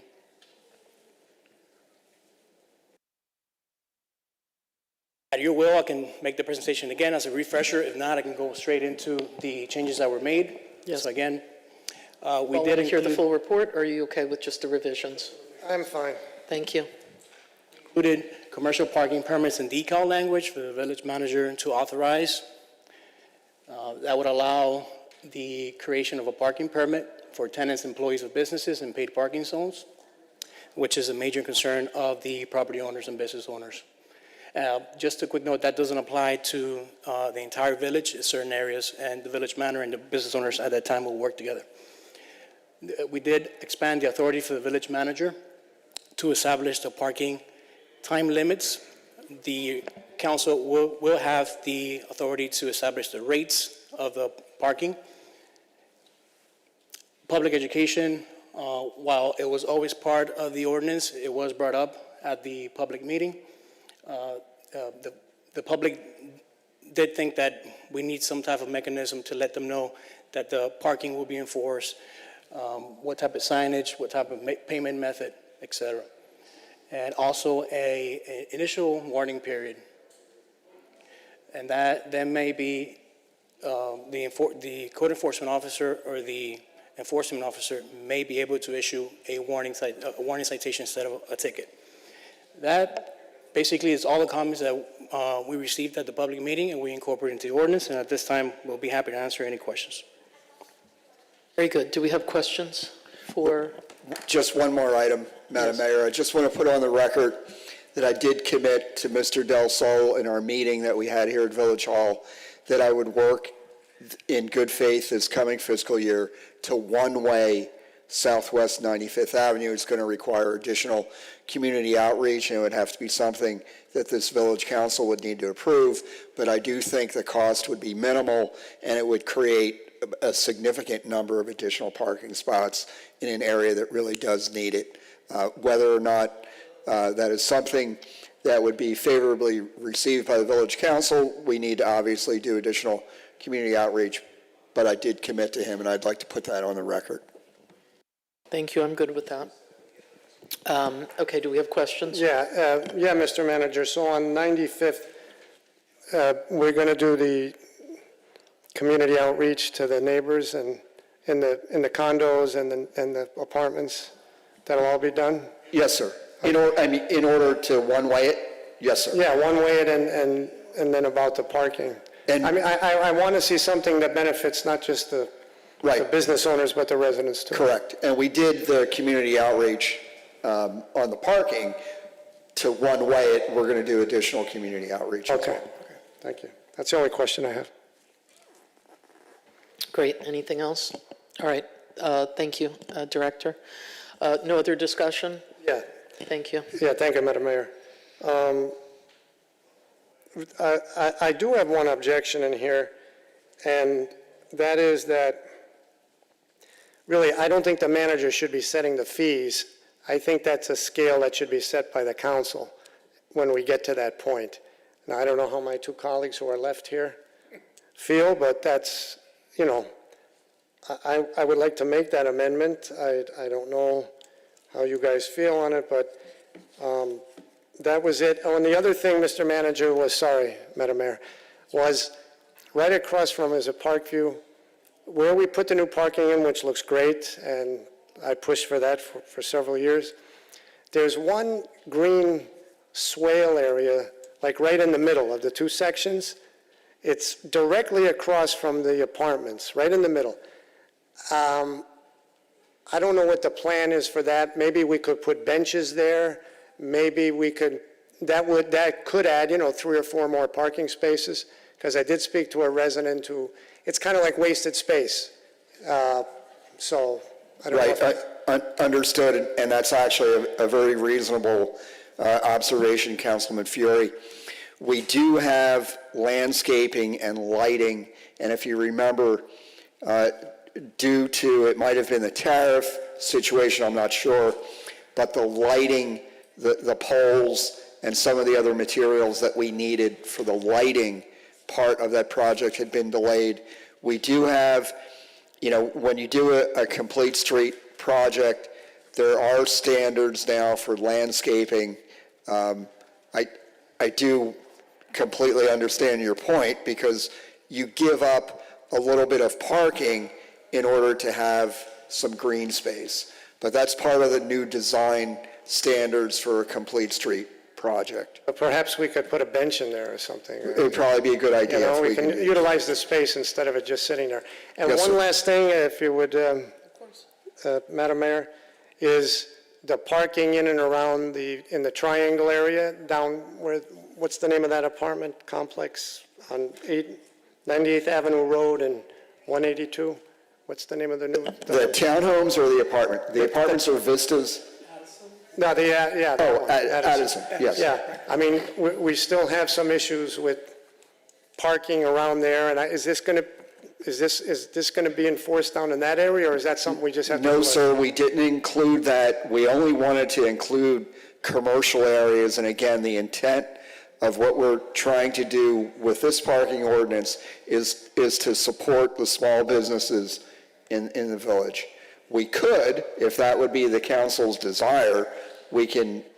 I mean, it's not a desire of mine, and it's only in the sense that I think we have to do a better job of enforcement, because there's some people with it roped out, they might even be renting out their lot for the people to park.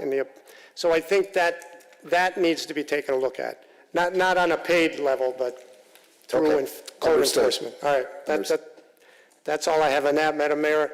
I'd like to make a motion that we change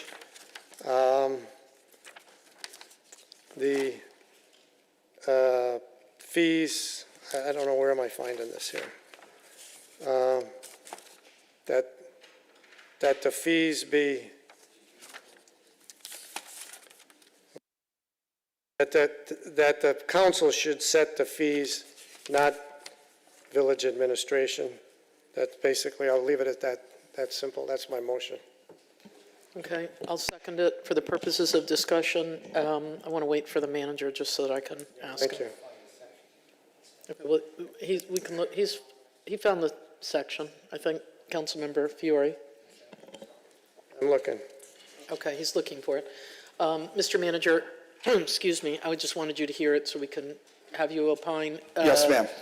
And I had to confirm one thing. Yeah, no worries. Councilmember Fiore would like to have the fees set by the council. Sure. Is that possible?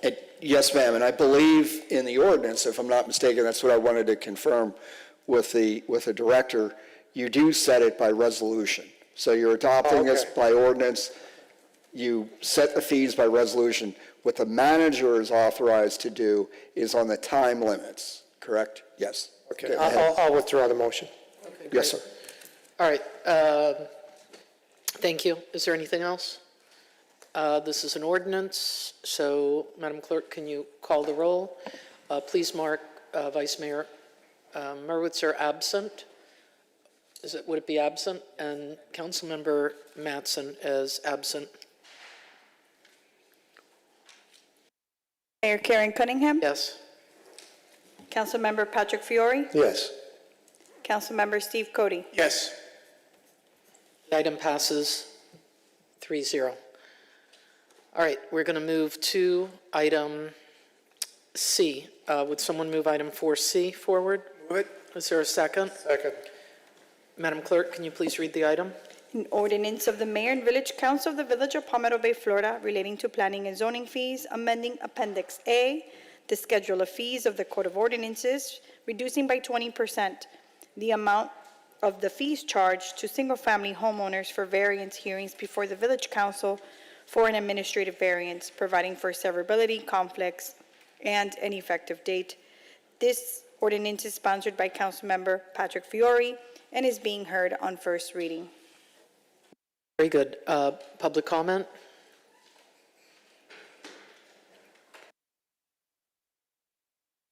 Hi, good evening. Karen Baez Wallace, 7380 Southwest 141st Terrace. I'm actually not even going to speak about this. I am absolutely disgusted that 2 council members have walked out. I am a healthcare worker. If I leave my job while I am caring for people, that is called dereliction of duty and job abandonment. And all of you guys up there, and yes, I am addressing you, have been sworn to take care of us. It is 9:50 at night. I have stayed here all night. I don't get paid to do this. I'm a resident, and you have 2 council members that have walked out. I'm actually like on the point of tears. I didn't feed my daughter tonight. I worked all day. You had residents that stayed here, and 2 people just decided because it was uncomfortable to walk out. They could have filibustered. When you have a millennial up there, he could have chat GPT'd 3 hours of a dissertation and just read it until midnight. That is absolutely disgusting. I am so disgusted right now by what's going on. And one of your council members, no offense, Madam Mayor, and one of the council members, this is the second time they've left. This is the second time that they have just walked out, and they're not absent, they're missing. Because they came in here at 7 o'clock, and they clocked in for their job until these items are all read, and they have just gotten up to left. So unless they have the stomach ache, they're in the bathroom or something, they have not asked for permission. They didn't ask for permission from their job. We're their bosses. They didn't ask us for permission to just get up and walk out. That's just absolutely disgusting. And as far as this item, so that I'm, talking about the item, which is why I got up, yeah, great. I'm neither here nor there. I just needed to say something because this is disgusting. And you know what? My mom always said, if you point at somebody, there's always 3 fingers pointing back at you. And they were sitting up there pointing their fingers. I don't know if what, one of the council members did was right or wrong. That's not the point. They've gotten up and they've walked out. Thank you so much for listening to me, because I am just really, really, really, really upset. And I don't think any of you have ever heard me speak like this before. But this is absolutely disgusting. Absolutely disgusting. Thank you so much. Thank you. Next speaker. Vega, 8845 Southwest 178th Terrace. I would just like to ask the attorney, is this legal? Yes, and in fact, either a 3-0 vote or even a 2-1 vote can carry the item. Okay, I just wanted to make sure, and obviously none of us were listened to before, because in my opinion, this should not be continuing, and I don't blame. If I was Marcia, I would have left the state, not just the seat. Thank you. Thank you. Anyone else on the actual item? Okay. All right. Is there a staff? I'm sorry. There's a Councilmember Fiore report. Yeah, thank you. I was actually hoping that Vice Mayor Merwitzer would be here, because this was originally his idea. I mean, this is something, walk off or not, that is simple. This, we're lowering the fees by 20% for administrative variance hearings for residential family homeowners and for public hearings. I'm correct, right? For public hearings. This was actually his idea, and it had full support. This is not, we're lowering the fees for the permits. This is actually going to help not only just our residents and the homeowners, but the vendors that they hire, the plumbers, the roofer, everything. So listen, I think this is a good thing, and it's very easy. Of all the things this evening, at least as it relates to the zoning thing, that's what I would do. I mean, 20% is a good discount, and hopefully it'll help our community, and ask for your support. Thank you, Madam Mayor. Thank you. Councilmember Cody? Thank you, Madam Mayor. I am going to support this item. I too am amazed at, as Ms. Baez-Wallace brought forward, and as my colleague did, that this is shirking of responsibilities. We talked about this earlier when I wanted to raise the fence heights to 8 feet because the cost of having somebody come in and do that could be like $5,000. I think this is another good step in the direction of giving some relief to our homeowners. So you have my full support, sir. Thank you. 3 words for you, Councilmember Fiore. Can I co-sponsor? Yes. Thank you. Can I co-sponsor too? Yes. Okay. Okay, is there anything else on this item then? Great job, by the way. Thank you very much. Madam Clerk, call the roll. Councilmember Steve Cody? Yes. Councilmember Patrick Fiore? Yes. Mayor Karen Cunningham? That's co-sponsor. Mayor Cunningham. Okay. Yes, thank you. All right, and then if I could get somebody to, I'm sorry, the item passes 3-0. If I could get somebody to move 4D. Move item 4D. Yep. Move it. Madam Clerk, I'm sorry, it's been moved. Is there a second? Second. Madam Clerk, can you please read the item? Item 4D, an ordinance of the Mayor and Village Council of the Village of Palmetto Bay, Florida, amending Division 30-80, platting and subdivision of the Village Land Development Code to designate an administrative authority for plat and replat approvals in accordance with Senate Bill 784 and Section 177.01 Florida statutes, amending the plat approval process to provide for administrative approvals for qualifying plats, providing for severability, conflicts, and an effective date. This ordinance is sponsored by administration, prepared by Planning and Zoning Director Javier Gonzalez, and is being heard on first reading. Thank you. Public comment on the item? None? Okay. Staff report?